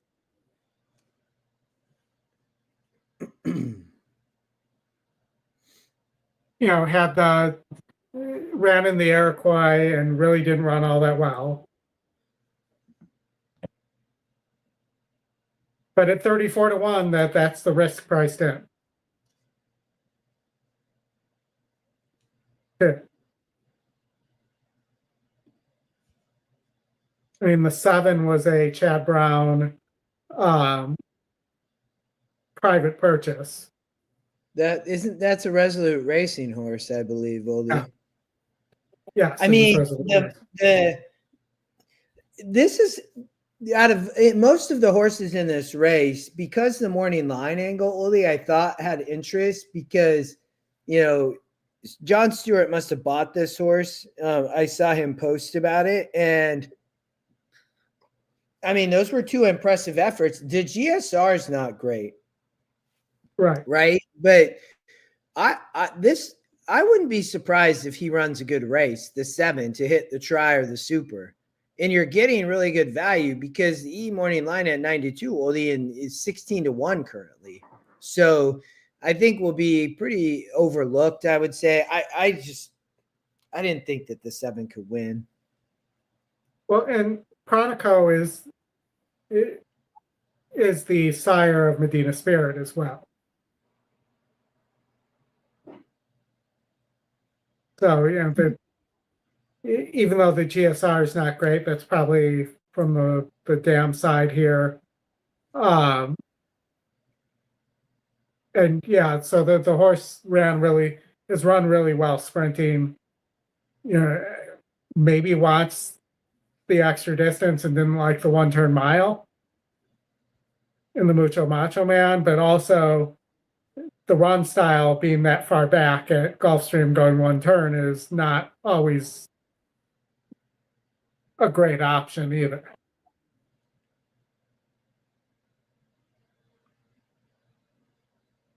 And I know there's been we discussed the 3-horse Dosimo a bit on the weekend preview too.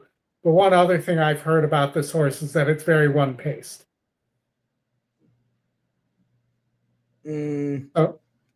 Yeah. This is the one that somehow like what happened? It tested positive for something, but it didn't matter or something. I don't really understand. So it tested. Go ahead. Sorry. This is the Fletcher horse tested positive for betamethasone. But that's okay. Like because No, it's not under. It's not okay. It's the same thing that happened to Medina Spirit. But how? But was the test old? Is that what it was? No, it was in the maiden race, I believe. Oldie, right? Yeah, I believe so. Well, but that's what I mean. This was just a past. Oldie, will you click on the 3? So this was just the past maiden race. The horse they tested and it came back positive from the maiden win. Yes. Yeah. But it's the same thing that we dealt with Medina Spirit in the Derby. Exact same. Also, Fairgrounds and New Orleans and Louisiana is a non-HISA state. Yes, but it tested positive in Florida. Right. So the Louisiana will likely not honor that positive test and any suspension. It hasn't gone through the whole thing. Louisiana will be reciprocal with the other states with this, but they got to go through the appeals, the split sample, all that other BS, and everything else comes through here. But fact of the matter is, Louisiana has not historically, even before HISA, been reciprocal. Doug O'Neill actually was suspended and won the Louisiana Derby 6 or 7 years ago because they did not. Yeah, the fact of the matter is, Oldie, the horse tested positive for betamethasone, which is the same thing that Baffert, the Medina Spirit did, the whole deal. Jurisdictions aside, it doesn't matter. The horse still tested positive. Yes, absolutely. So, but my point was that's a large reason why this horse is here. I don't know if that's the reason why the horse is here or not, because the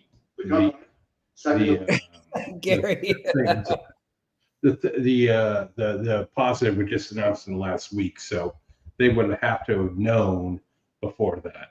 Oh, they knew about they know about the positive typically 2 to 3 weeks from what I understand before it gets posted. Well, either way. Because they negotiate whether they'll take a lesser penalty. That's what's been going on a lot of times. Is they'll just post the. Either way, it's a bad look. It's a bad look when one of the. Agreed, absolutely agreed. But that they 100% knew ahead of time.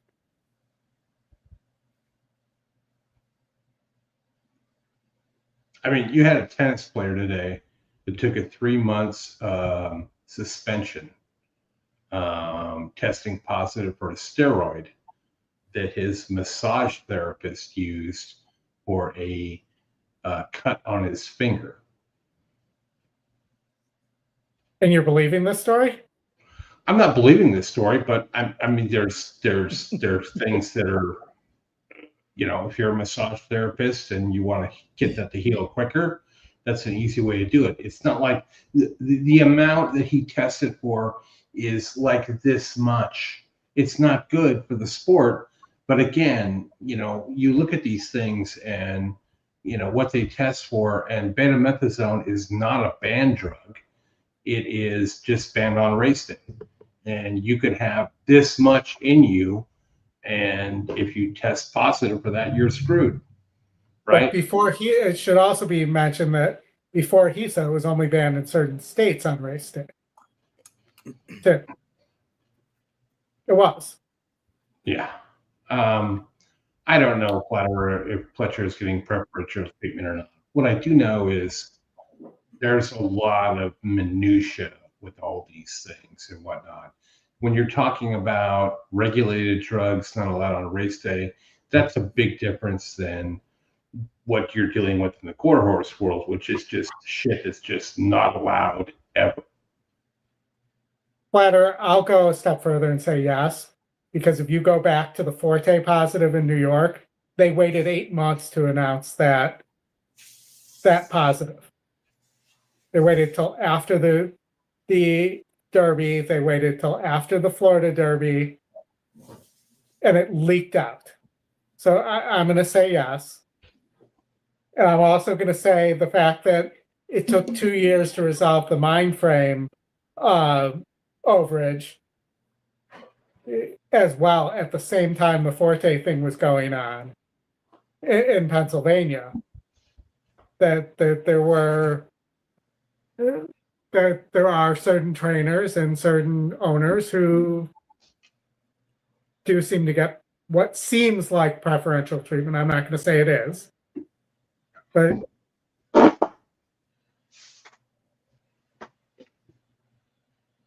or at least preferential coverage, maybe is a better way of putting it.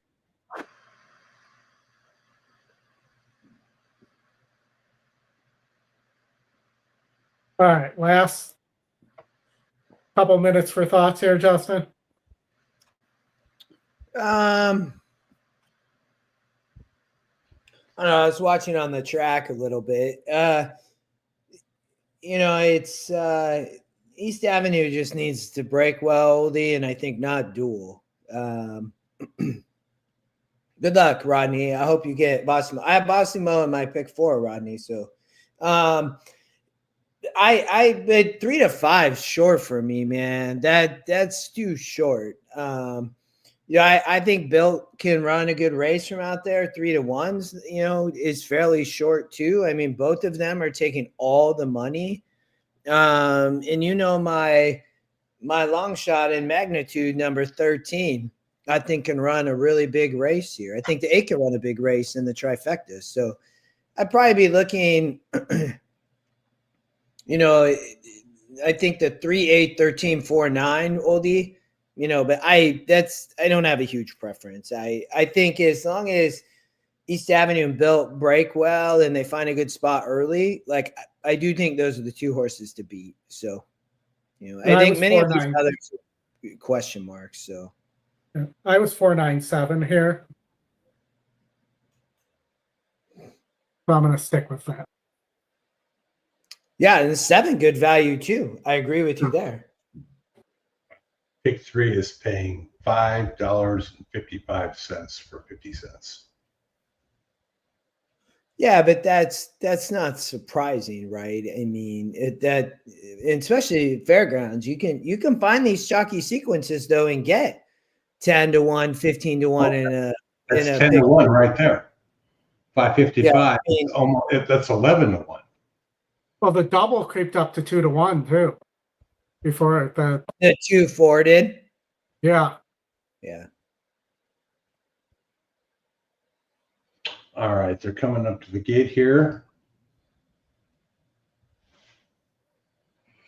And we will sign off after this race and be back with you Thursday night for the weekend preview show, Friday with the Road to the NHC, and back here on Saturday for the stretch run.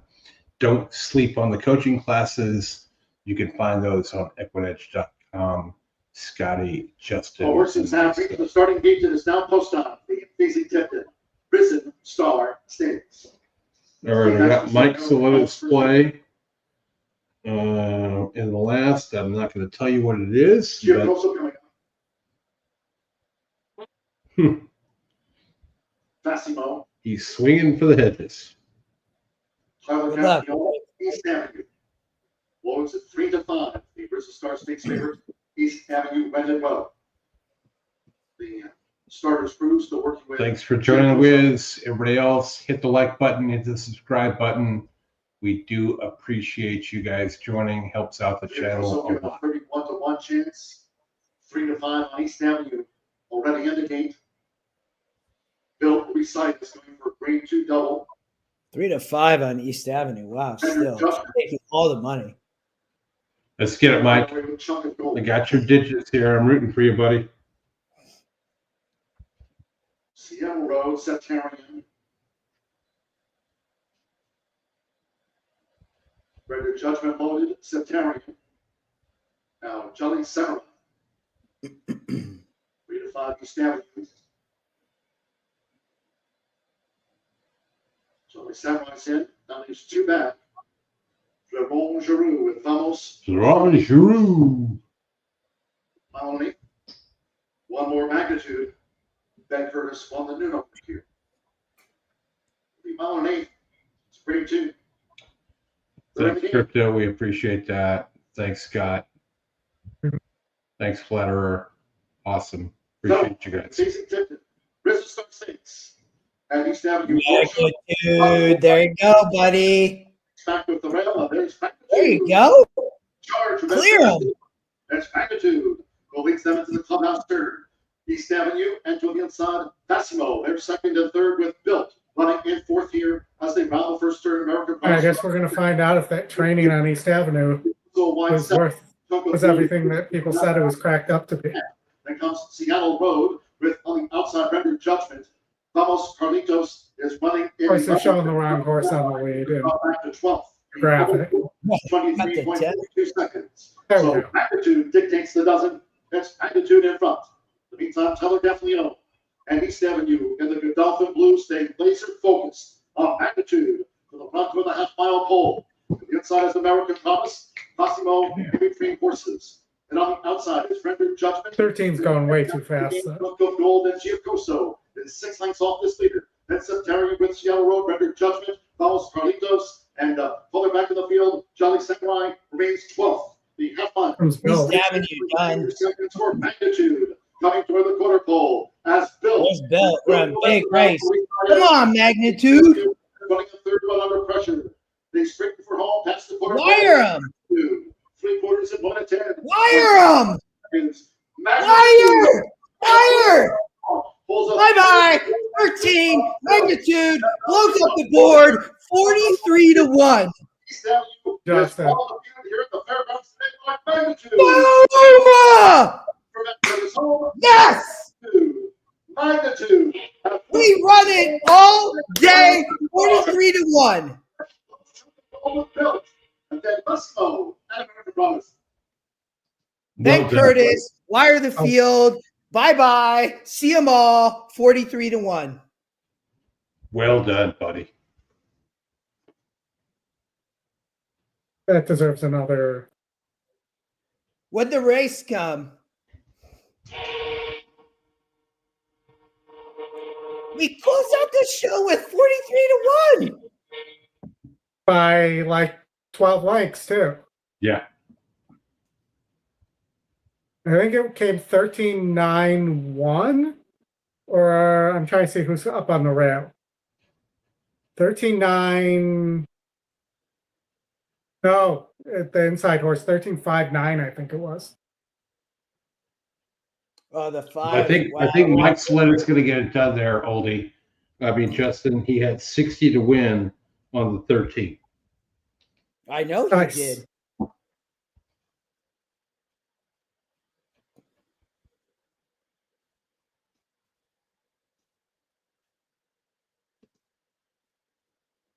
43-1.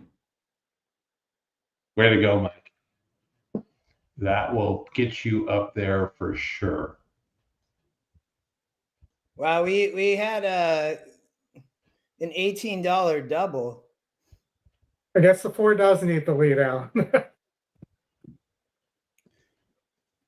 Man, I wish I wish I would have used the 5 in the super. I didn't put the 5 in second in the super, but I put it third. That was heartbreaking.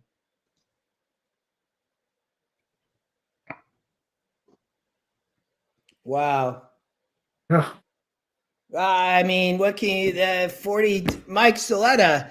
I mean, that's insane. Mike Soletta win a seat because he used the 13. 60 to win. 43-1 on magnitude. Ben Curtis, sent from the outside, just did it easy. Nice. And that was not a slow pace either. That was a pretty quick pace for young 3-year-olds. Huge overlay there at 12 to 1. Beverages on Mike next time you guys hook up. So, all right, guys, we're 10 minutes away from the hockey game. I'm going to pivot over to there. Thank you all for joining. Justin, great pick in the last. Glad everybody cashed some wagers today. Hope everybody did well. We will be back with you next week. Final thoughts, Justin? I don't know, man.